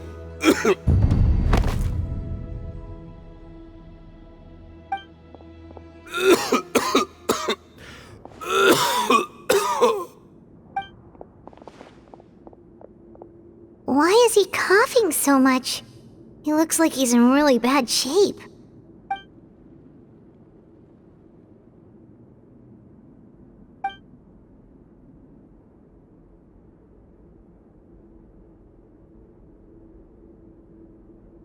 Pamoon, you... Take our leader back to his room. Sethos, you must... Grandfather, I know what you wish to say. Leave this in my hands. I don't like to drag out conversations, so I'll just cut to the chase. Had Cyrus not stopped the experiment all those years ago, the plan would most likely have been a success. The wisdom of Hermanubis would have been ours. Still, it's no use talking about what-ifs. We cannot change the past. I'm not like my grandfather. The Temple of Silence has a grand legacy and a sacred duty to fulfill. So it's somewhat inevitable for the leader to have an inflated sense of self. But I see things a little differently.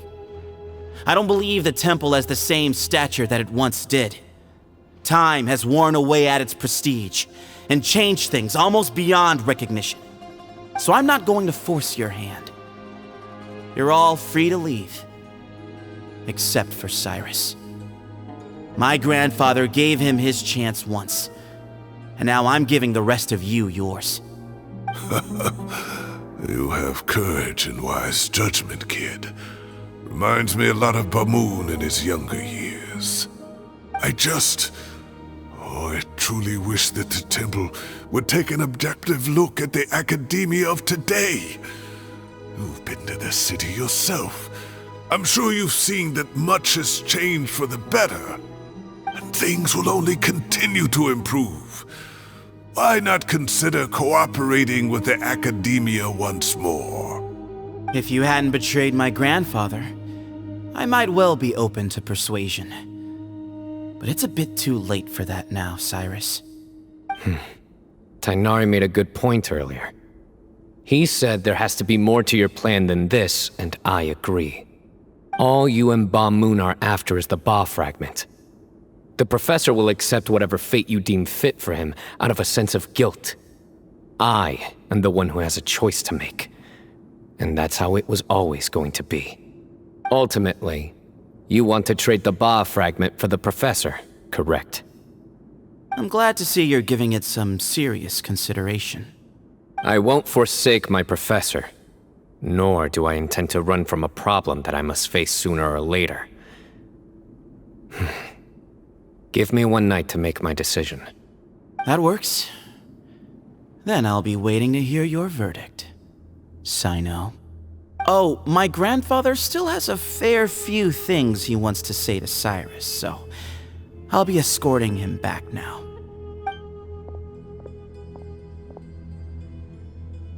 Are you sure about negotiating with him? I need to think this through. Everyone, let's meet again later tonight. Until then, take some time for yourself. Alright, well, don't put too much pressure on yourself, Cyno. If you need any help working things out, just come and find us.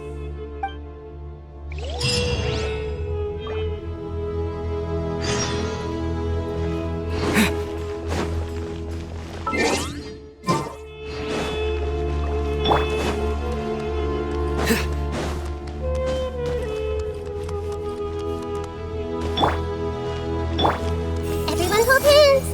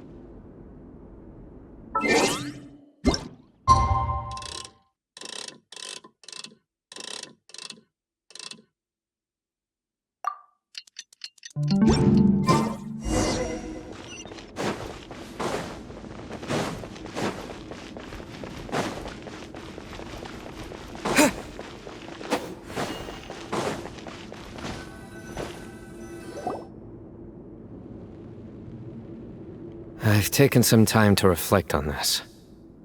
If I had to guess, Professor Cyrus came to the desert knowing that he would almost certainly never return. He's a stubborn man who tends to double down when he feels strongly about something. We won't get anywhere trying to convince him to escape. I agree. My master Nephis says the same thing. Once Cyrus makes up his mind about something, he won't listen to reason. So that's one thing. A few other things come to mind too. You've heard all you need to hear about the Temple of Silence, so on that, I don't have anything to add. My own memories of this place are hazy though. Probably something to do with the overpowering presence of the Ba fragments. That might explain why I suffered from constant headaches and fevers as a child. I do remember having some fleeting moments of profound emotion when vague images would appear in my mind. But I don't recall much, only bits and pieces. I was still young then, and all I could understand was that there was a strong will inside my mind. Thinking back on it now, I suppose it was Hermanubis' way of trying to encourage me, even if we couldn't communicate. The power that came to inhabit my spirit was probably one of the cornerstones of their whole faith. So if the will and might of Hermanubis is a real, intangible thing, and they are its rightful worshippers, then... You're not gonna give in to their demands, are you? Surely there has to be another way! No. I have no intention of returning it. I need this power to protect Sumeru. But the temple has the right to make the final decision over its fate, since it belongs to one of the 7 pillars of King Deshret. So I will challenge them head-on, and win the right to wield this power for myself, fair and square. This reminds me of something Alhaitham mentioned to me just before we left. He said that the Temple of Silence was originally founded by the ruling elite of the day. Traditionally, such organizations are bound by a strict and ancient code of nobility. Kaveh has made similar observations about the desert tribes from his work trips there. He says many of them have their own internal rules. They talk about the importance of never dishonoring their tribal bonds, or the rules laid down by their ancestors. I think we could turn that to our advantage. Go back to them with a proposal of our own. Wow, and just like that, we've turned the tables on them! Looks like we have the same idea. Turn it back on them now while we still can, in terms that they cannot refuse. That's how we win this. Great. And I know just how to start the conversation. Let's go find Sethos. We'll tell him that I know a thing or two about medicine and would like to take a look at his grandfather's condition.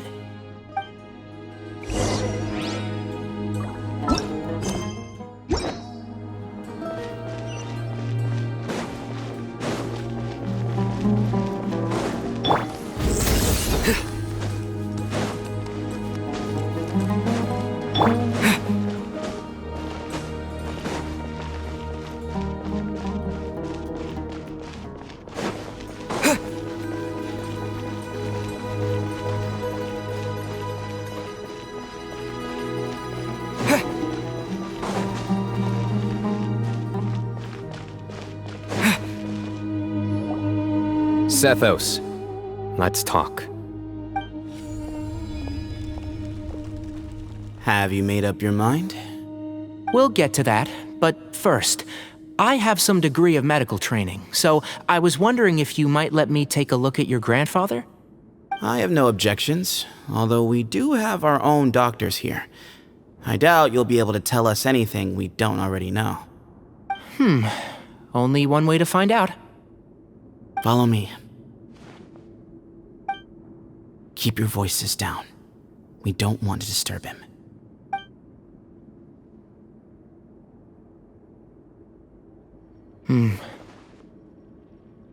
Let's talk outside. Bamoon has fallen into a deep coma, and his prognosis is quite grave. I'm sure that your physicians have come to the same conclusion. He appears to have sustained a serious injury in his youth, which has been exacerbated over the years by the heavy burden of work and now by the effects of old age. Regretfully, I must inform you that, based on what I've seen with patients in a similar condition, he doesn't have long left. A few days at most. Yeah. I've known for a long time. You're his heir, aren't you? You clearly have a lot of respect for the man. But you also see things differently. You have a broader range of concerns and a more pragmatic approach. So tell me how we can end this on your terms. Let's find a way to bring all this to a resolution while Bamoon is still alive to see it. That's what really matters to you. I know it. Yeah, there's no time to waste here. You know that better than anyone.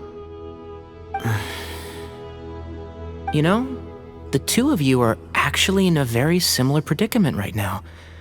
Both of you have a very different perspective from the men who raised you. Right. And you didn't create this situation. They did, but somehow you've ended up having to make the tough decisions. You're right. We both look at this problem very differently than the people we inherited it from. I accept, Cyno. This all began because of Hermanubis, so let's end it with the rite he himself created. Legend has it that when Hermanubis first arrived in Tuletula, he sparred with the city's residents. He and his two companions proved their mettle by fighting over several days, winning the support of many fine people. That group of supporters were some of the first members of the Temple of Silence, and the sparring matches were enshrined as one of our founding rites, the rite of duels. It's where it all began. Sounds very fitting. I'm in. As a fellow vessel of Hermanubis, your ties to the Temple of Silence run deep. So I will permit you to participate in this rite, along with your chosen companions. 3 against 3. Sounds good. However, I have some additional terms. As the challengers, you must win all 3 of your fights to win. And Cyno, both of us must put our Ba fragment on the line. The winner takes them both. Letting Cyrus leave with one of the Ba fragments was a mistake, made by my grandfather out of pity. It is a long-standing issue that must be addressed for the Temple of Silence to move forward. I can make no concessions on that front. None needed. We're on the same page. If I win, the Temple of Silence must release Cyrus, and consider this past dispute resolved. If you win, I'll return my power to you. It's a deal. Then let's meet at the ceremonial hall tomorrow evening, 8 o'clock.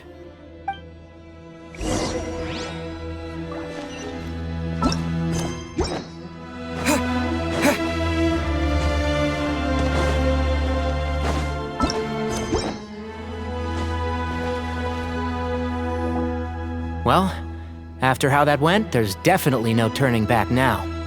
There never was.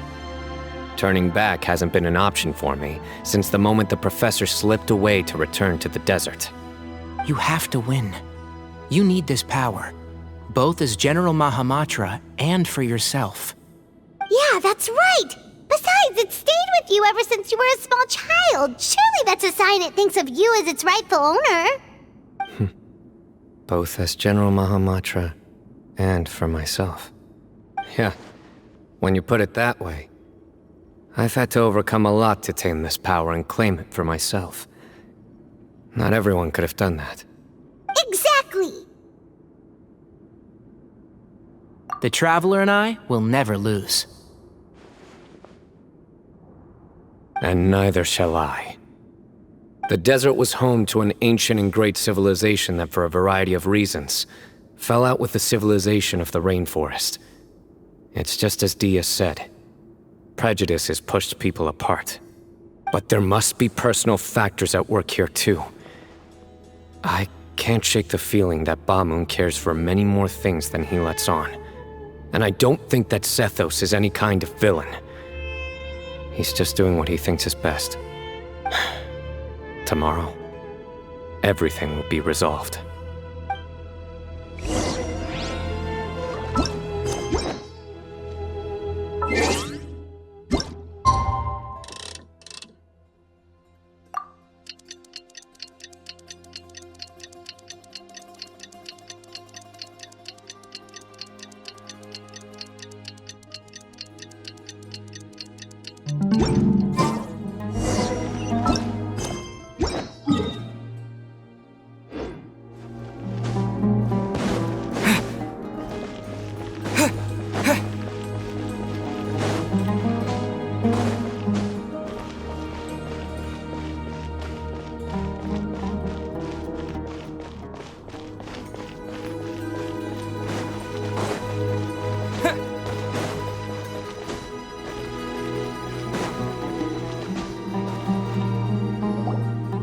We gather on this day to perform once more the rite of duels, with the greatest of all sages, Lord Hermanubis, as our witness, for his power and authority is present in our midst.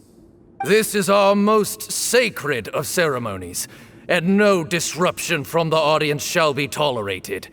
It is incumbent upon all to observe the duel with the utmost respect and reverence throughout the proceedings. Representing the Temple of Silence, the Defenders.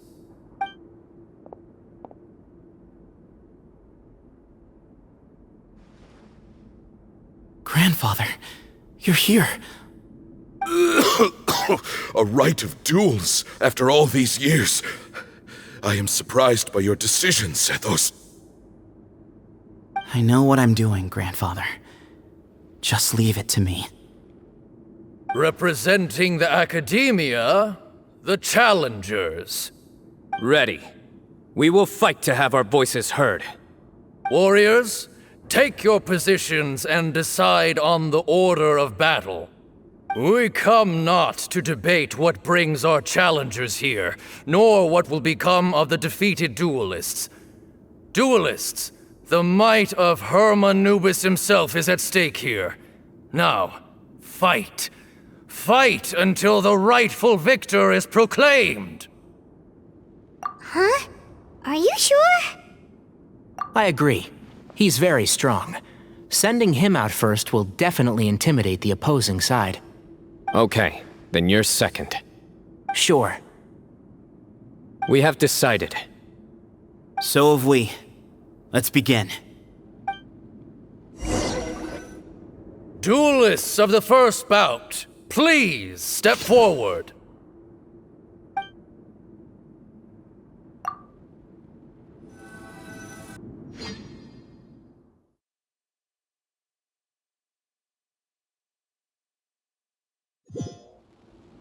Don't forget, safety first! Hey, you there! You better play nice with them or Paimon will make you regret it! Little bit too much chatter from the audience over there. Hey!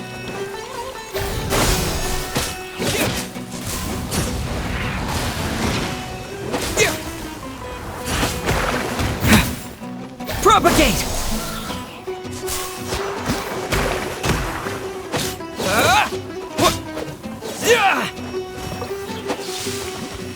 Scatter!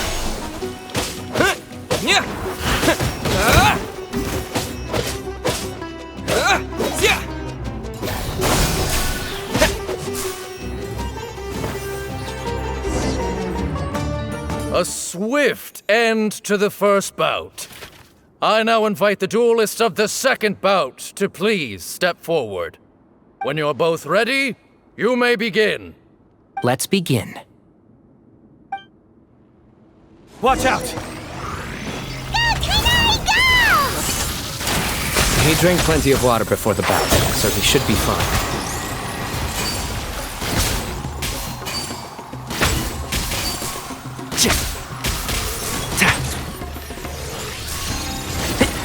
One with the force. I'll bury you! I'll uproot you!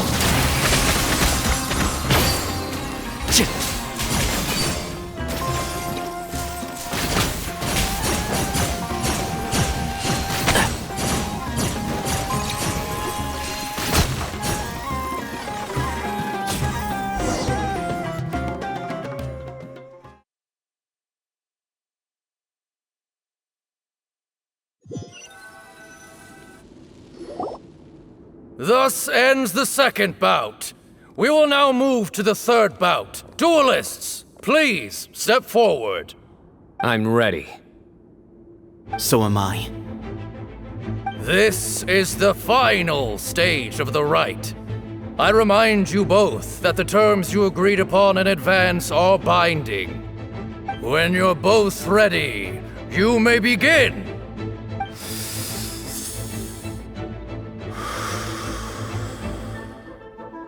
I am Sethos, vessel of Hermanubis, grandson of Bamun, the leader of the Temple of Silence. For many years, we have kept our covenant with Lord Hermanubis by guarding the secrets of King Deshret. And even in our darkest hour, when we could not see a way forward, we chose not to abandon hope, but to embark on a brave new experiment so that we might prevail. We earnestly sought Lord Hermanubis' wisdom and power, longing to see his spirit and his light descend upon us. Now, I will fight to become the rightful wielder of that power! I am Cyno, General Mahamatra of the Academia, student and successor of Cyrus, the Sage of Spantamad. I fight in defense of my power, my professor, and my nation. And you, I think you left some things unsaid. This is a sacred duel, and Hermanubis is watching. So bare your soul. Everyone, old and young, fit and frail, they're all waiting to see how this duel will end. My grandfather is a wise leader. He is also known to be a ruler who is not afraid to get blood on his hands.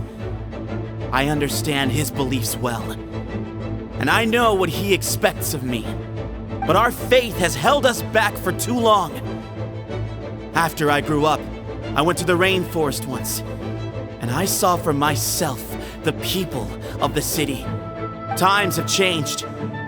The people of Sumeru are happier and more free now than in the past. I thought about this as I stood at one of the tallest points in the city, gazing down at the streets below. Then I thought of you, Cyno.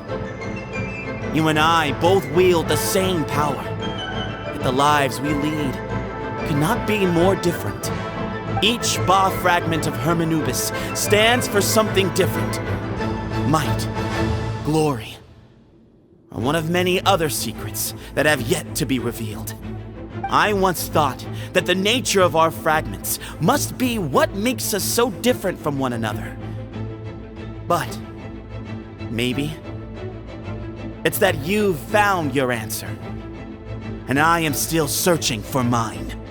I am more than just a warrior. I am my own person. Exactly. The name Hermanubis has left its mark on both of us, shaped the course of our lives. We are his vessels, and yet we are more besides. So show me your answer, Cyno. Show me I can be more than my faith, more than the power I wield. Show me the person I can become!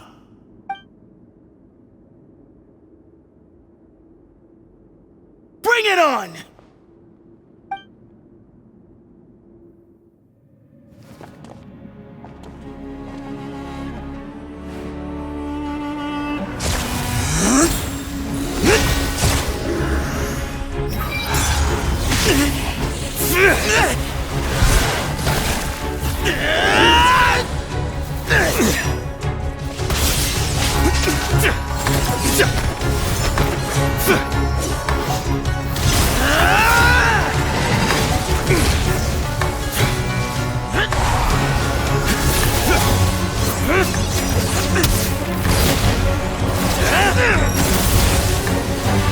That's all you've got?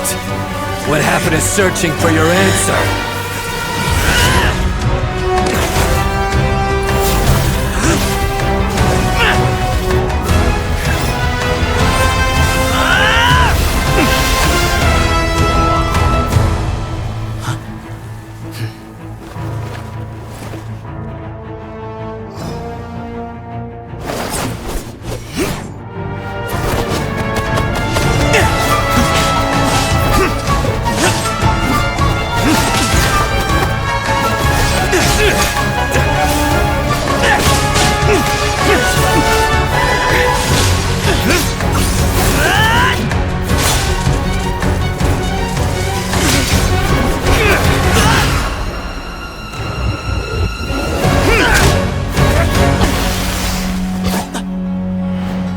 Fight's over. Do you yield? You won. Well then, looks like you found your answer.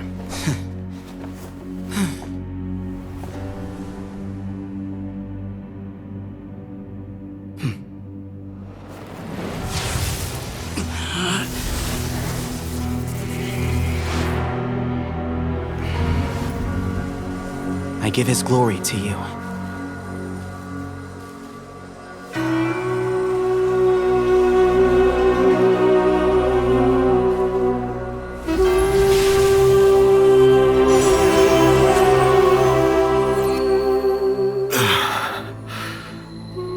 I've seen that light. That is the light of our Lord, the great Hermanubis, priest over all other priests. His spirit dwells within that lightning, and his will lives on. Once a warrior of Tynar, he emerged from the barren desert sands to serve the god king Al-Ahmar. After the death of the god king, Hermanubis gathered his followers and the Tynarian priests and led them to the city of Tule-Tula. There, they founded the Temple of Silence, and from that day forth, we became stewards of all knowledge that survived from King Deshret's civilization. Barely a century passed before war ravaged the desert.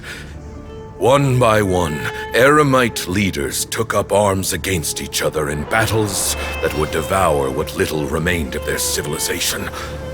Only the wise city of Tule-Tula was spared under the guiding hand of the Tynarians.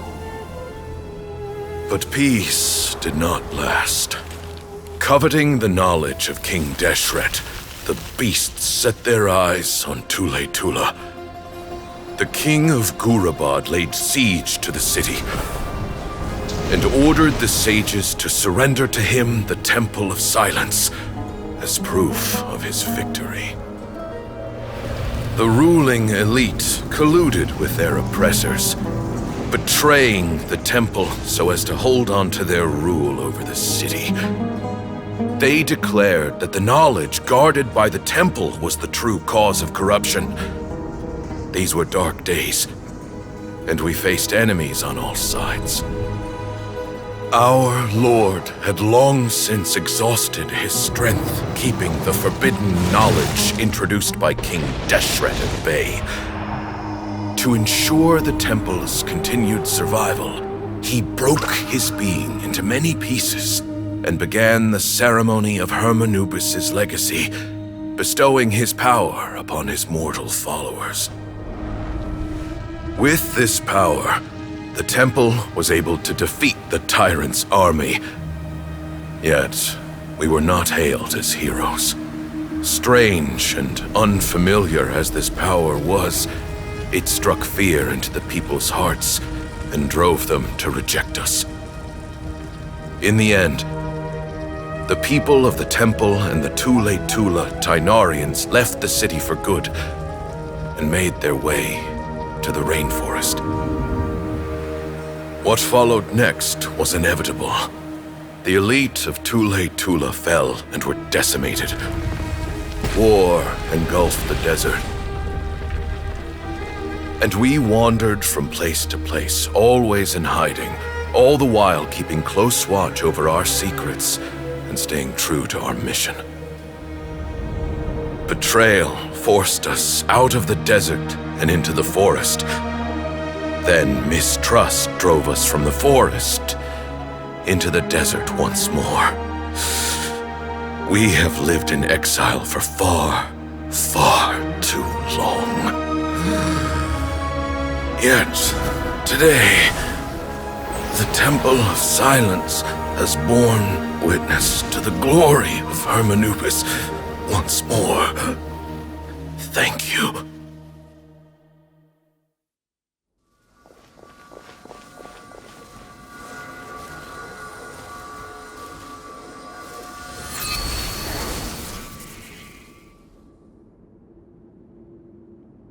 How is it?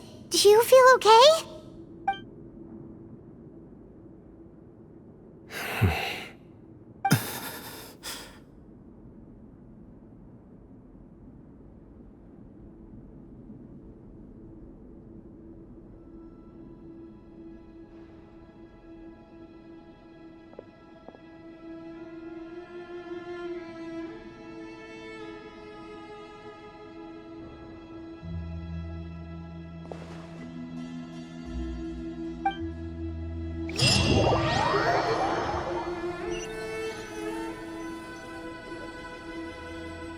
Grandfather.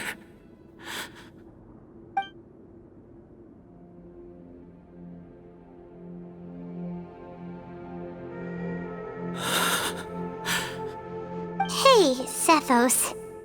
You'll get through this. I know. I'll miss him.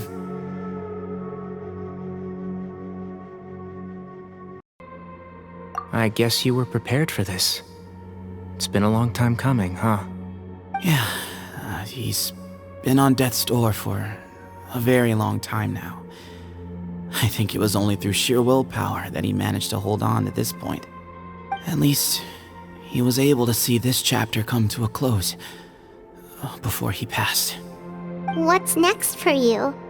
Per my grandfather's last wishes, the Temple of Silence should submit to whoever possesses the largest number of Hermanubis fragments. That entitles you to be our new leader, Cyno. But that's never going to work, as I'm sure you realize. I'm the General Mahamatra. I am needed back at the Academia. I did foresee this possibility, and I gave it some thought. The fact is, I know next to nothing about the staff, records, and environment here. As such, I am ill-suited to be your leader. Sethos, I believe the honor should go to you. Were it not for this duel, or indeed if you had other intentions, the Ba fragments would most likely be in your hands by now. I'm sure Bamun never meant for anyone but you to be his successor. You really think so? I do. Still, I didn't think Bamun looked very surprised by the final result. Perhaps he had an inkling that this would be the way things end. Well, in any case, since the Ba fragments are with me now, I guess I can call the shots. Sethos, I would like you to succeed Bamun as the new leader of the Temple of Silence. You are more suited to the role than I, and I have complete faith that you will be an excellent leader. Just think of it as doing me a favor. But doesn't that render everything that we've been through up to now meaningless?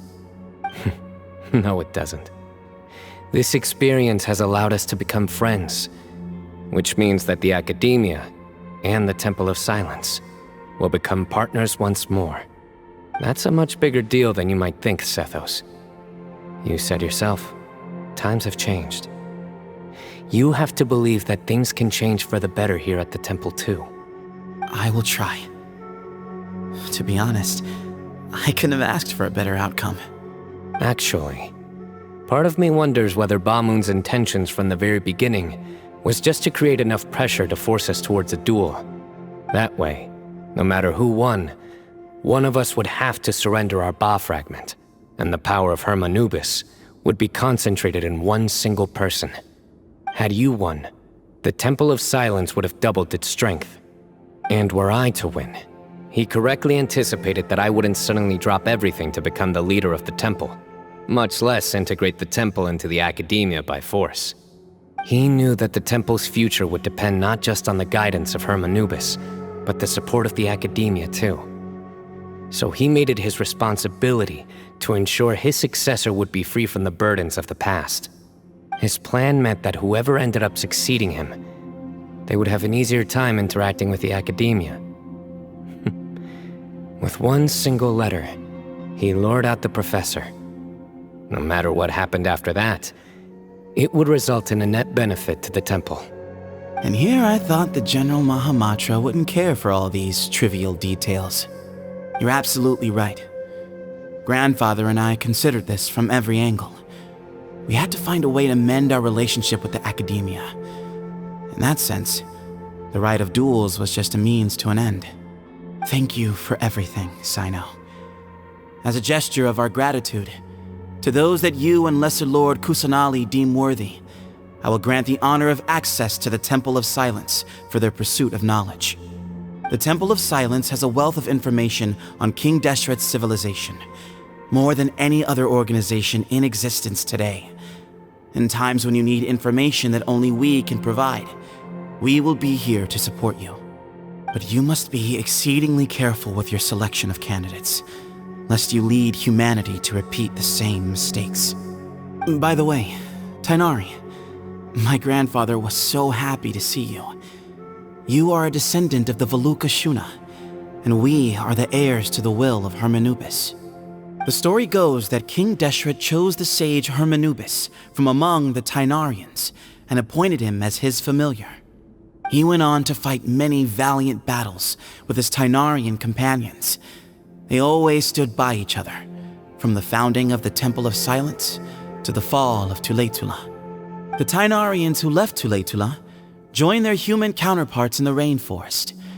A few centuries later, when some of the group returned to the desert, many of the Tainarians chose to stay and put down roots in the rainforest. In all likelihood, those were your ancestors. How fascinating.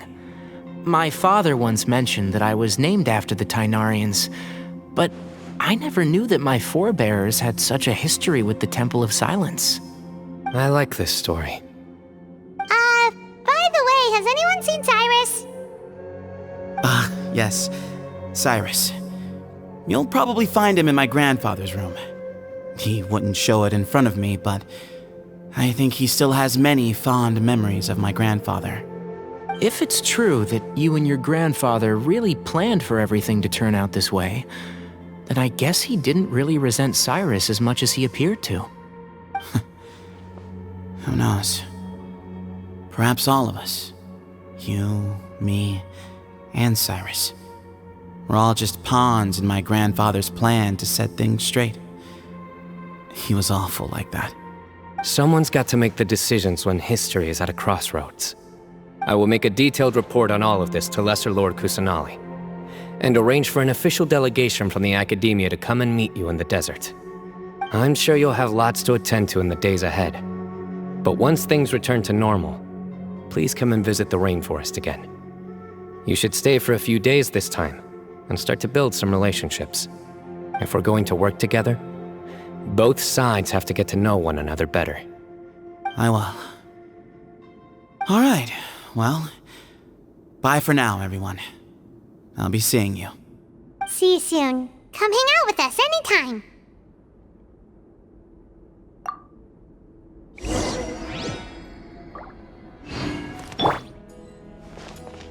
Grandfather, we did it. We achieved what we set out to do.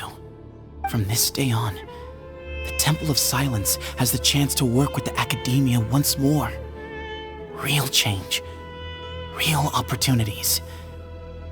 They are now within our grasp.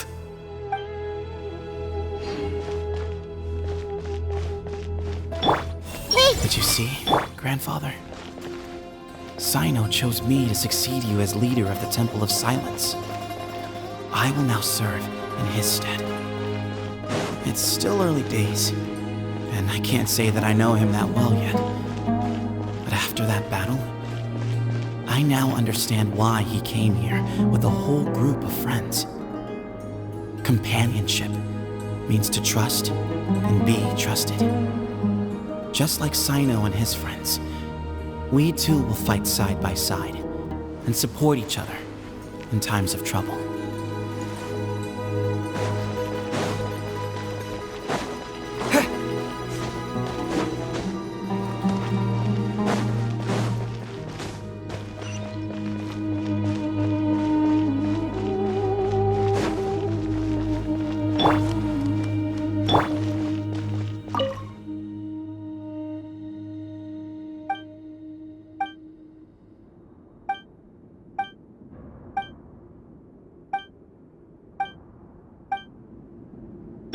Everyone hold hands! Why is he always so concerned about who's stronger than who? You hold are quite simply incorrect.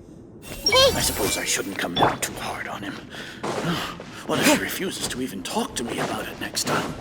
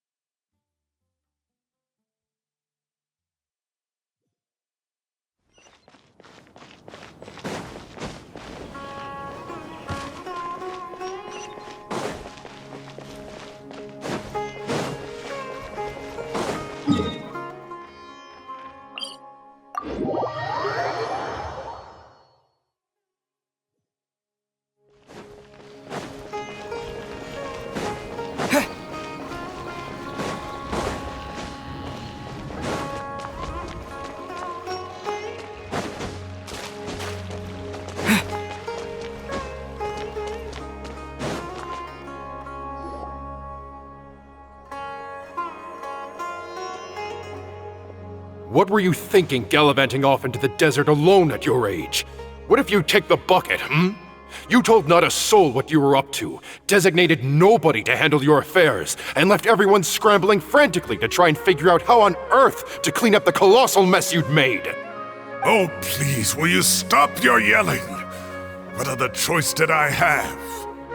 What do you mean, what other choice?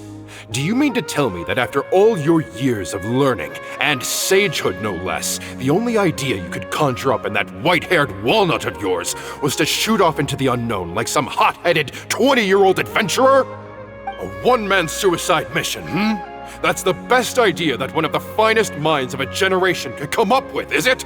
It astounds me that you survived the journey, and you're lucky that Ba Moon didn't finish you off when you arrived. All right. Honestly, the way you're going off on me, it's like you wish you'd been there to lend him a hand. Does it mean nothing to you that I'm your colleague and former classmate? I've got nothing more to say. What's the point of berating an old bag of bones? What do you mean, bag of bones? I'm a flesh and blood hero who, despite his old age, saved our General Mahamatra from being stripped of his powers. Okay, look. Fine, I admit it, I was in the wrong. How can I make it up to you? What about, a month's work at the Academia? 1 month? Try 3. Hinari's master is really laying into Cyrus. Let's give them a wide berth. Professor brought this on himself. Don't pay any attention to him. Wow, I haven't seen Master get this riled up in a long time. The last time he chewed someone out like this must have been back when I was still a student. I think I'll go around and update everyone, tell them the situation's resolved. Want to come with me? We can go for dinner afterwards. My treat. You in? Makes sense. I'm in. Paimon's coming too! Let's go!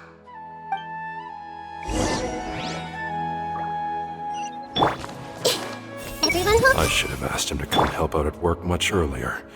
That would have kept him out of trouble and avoided this whole debacle. Nevins thinks he's getting a single day of free labor from me. He's got another thing coming. You'd better start packing your things. Report for work first thing tomorrow morning. I'll be waiting for you.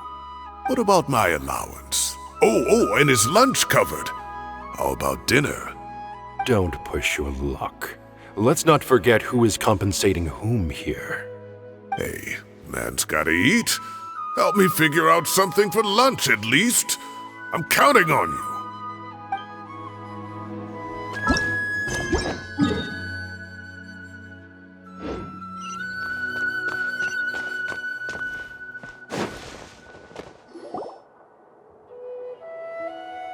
Hey, Kale. You're back! Well, look who we have here. Would you mind explaining to me what has been going on this past few days? I heard you all ran off into the desert and got embroiled in a major catastrophe. All taken care of. That does not answer my question. How could you be so careless? That goes for you as well. Yes, and you too. When you run into problems, you really ought to ask for help, you know? I've been around the block. Don't you think it would have made sense to involve me? And let's not forget, I know the desert like the back of my hand. Now would not be a good time to attempt to argue with Farazan. You're right. Mm-hmm. It's not the first time that I've had to talk to you about this sort of thing either. You need to learn that there are times when the right thing to do is get a more experienced member of staff involved. Do I make myself clear? Because if you don't, Kale, please do something. He's giving me the signal. All right, guess it's time to play my ace in the hole. Say, Madam Farazan, I can see you're pretty upset, but, I was just wondering, remember that time you offered to give me a tour of the Academia? Does that offer still stand? Huh? Wait, did I hear that right? Kale, you remember? Wonderful. Well, of course the offer still stands. Come on. Madam Farazan will show you around the old classrooms.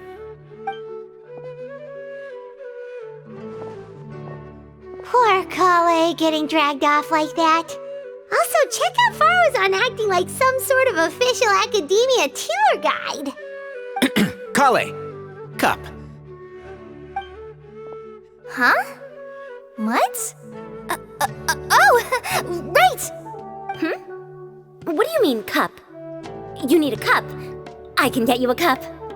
Oh, it's nothing. Just Master's way of reminding me to stay hydrated while I'm out and about.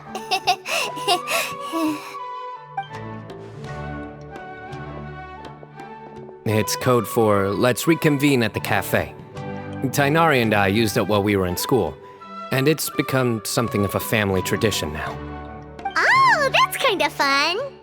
Mm-hmm. 2 people left. Let's bring them along too.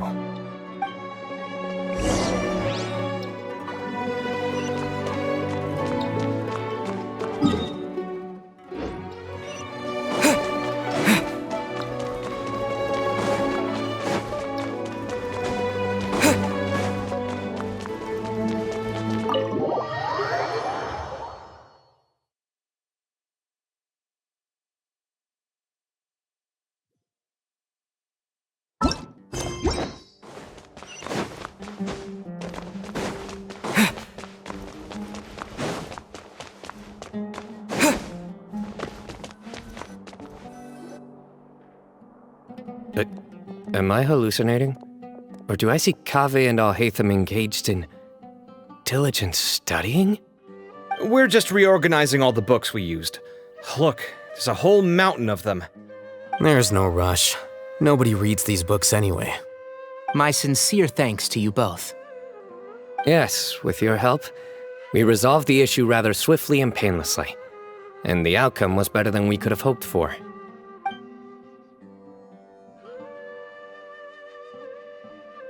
I see. The Temple of Silence resorted to rather unique means of self-preservation. It explains how they managed to remain hidden for so many years.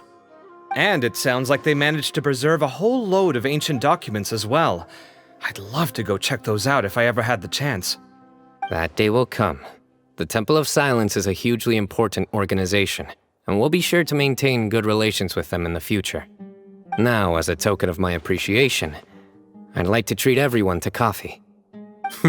Sounds good. Yeah, sounds great. Although after the last few days, I don't know if I can handle another coffee, but I can just order something else. Sure. Let's go.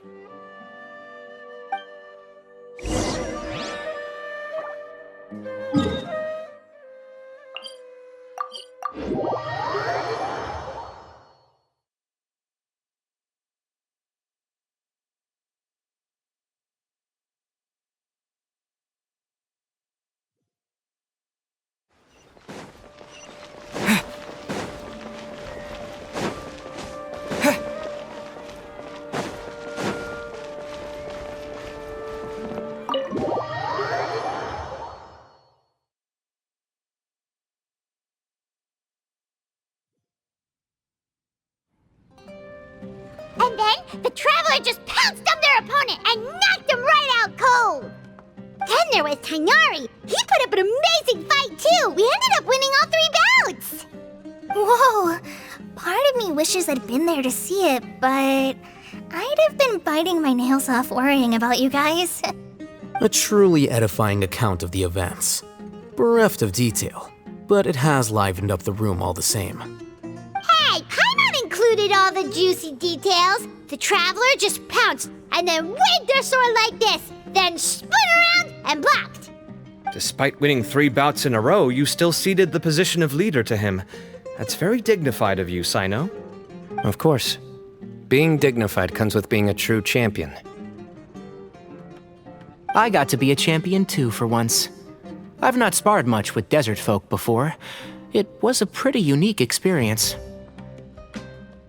Yeah! Huge place! It felt like something right out of an epic poem! Imagine this. It was like there was... Maybe save that one for later, Paimon. Dessert's here.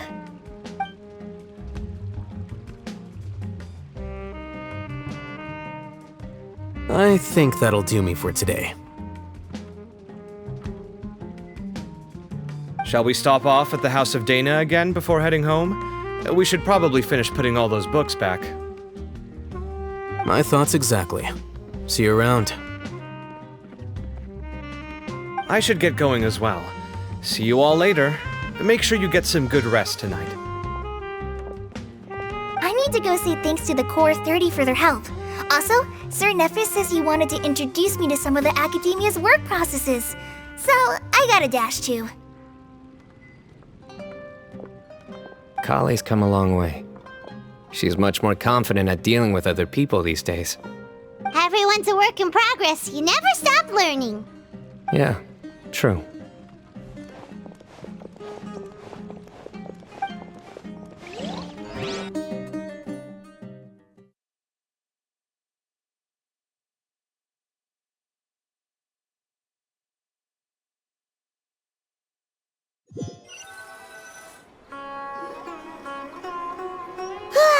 That was good. It feels like everything's finally wrapped up now. Life is all about these moments when you can finally relax and hang out with good friends after a job well done. And also, those desserts Cyno got, they were really good. Paimon definitely needs more of those in the future. Do you three have anything planned for the rest of the day? If not, would you come somewhere with me? That's a secret for now. Wouldn't want to spoil the surprise. Okay. I think I can guess what you're talking about. It'll definitely be a nice surprise. Well, now Paimon's curious. Come on, let's go.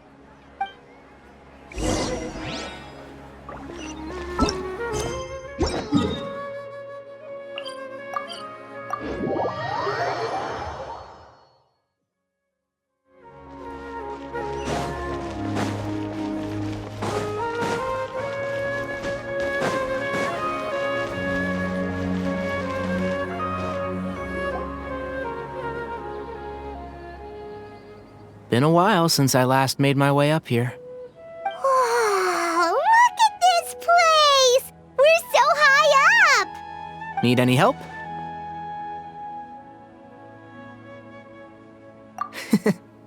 As you wish. It's a nice spot, isn't it?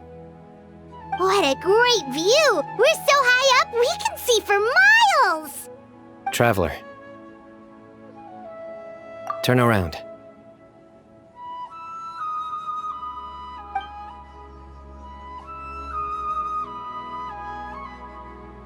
This is my secret base. Somewhere I only bring my best friends. When I was a student, I used to slip away and climb up here all the time, just to clear my head. I was quite young then, and hadn't made too many friends yet. Back then, I had a lot of the same questions that Sethos was asking. Who am I? Why do I have this power? And what should I be fighting for? Our gifts help us to find our rightful place in the world. That was my experience. And I'm sure Sethos will figure things out in his own time, too.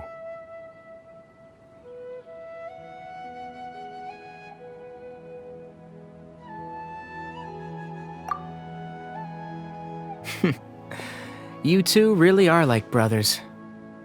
I feel the same way. Of course. I see no need to be humble when it comes to the facts. I still remember one time when we came up here to chat and do our homework. Cyno accidentally dropped a fruit. Luckily, he has fast reflexes, so he caught it just in time. That was the one and only time. Nothing will ever slip through my fingers again. Those were good times. I kinda miss the student life. You know, Paimon really shouldn't be able to imagine Cyno doing something like that, but for some strange reason, the mental image is coming through clear as day. Then make it stop. There's somebody there. It's Professor Cyrus.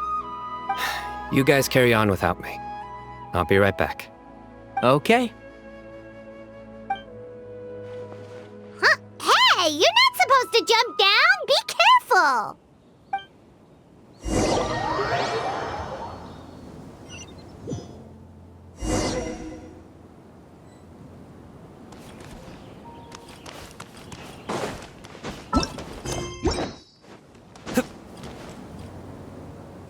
Oh my days. I can't believe how stupid I look in this one. Professor, what are you muttering to yourself about? Cyno, just the man I'm looking for. Guess what I found in some old notebooks? Some old photos? Can you believe it? This notebook was just sitting in a pile of odds and ends in the sage's office. I must have forgotten to take it with me, and no one's touched it since. It was still right there. I was at the Academia earlier to discuss my workload with Nephis. I swung by the old office to have a look around and just happened to cross it. Well, time flies. Look how tiny you are in this picture. Still a kid. You look quite young yourself in that one. Ah, it's this one. I remember that. Lisa took it, didn't she? Yep. Looks like her work, all right. Who else could have found just the right angle to make me look so unbelievably hideous? And this one. Looks like we're both dozing off. Oh, cheeky girl. Taking secret photos of us without our knowledge. Is there something you'd like to say to me, Professor? Like what? Like, these are good photos, aren't they? Hey, at moments like this, I hardly know where to begin. I can't pretend I'm a good person.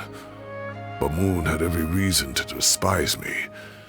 And well, so do you if you feel the same way.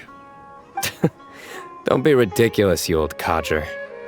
Is that not what you wanted me to say? Oh, I've dreamt of that place many times after leaving the desert. Sometimes I've dreamed that I was doing research with them again. And other times, I dream of the day they saved my life. Oh, it was one of the happiest times of my life. We all learned so much from one another. You've matured so much over the years, Cyno. Since you're my professor, I should save you some face by not calling you out on all the non-answers you just gave. So, I will do the right thing and keep my mouth shut. Good thinking. Take your own advice next time. Seriously, why bully an old man like me? I thought heroes were supposed to be gracious. Hey, wait, how did I not notice this one earlier? Lisa strikes again.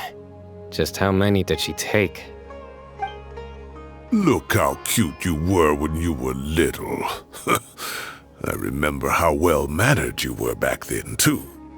Yeah, and look how serious and professional you used to be. Oh, I can't compete with you anymore. First you get better than me at the deadpan jokes, and now you're besting me at those little quips, too. Don't say that. I still have a lot of respect for you. That's more like it.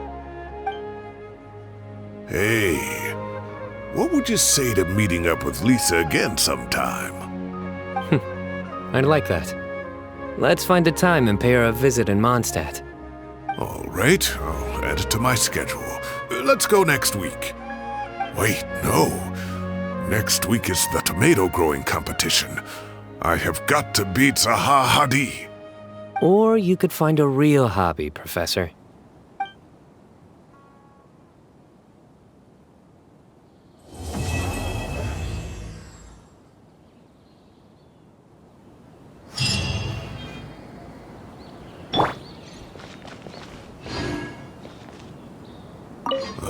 Time has passed too quickly. The children have all grown up. But it turns out grown-up kids are no use. When Nephis comes after me, Cyno still can't do anything to protect me. Oh, that boy. Great view today. This atmosphere calls for a joke out of left field, to catch the listener unawares. Joke. How do I make this a joke? I can't treat my students like kids anymore. I have to admit, Cyno has matured far beyond my expectations. From now on, I'll just enjoy life as a retired sage. The future is safe in the hands of the younger generation.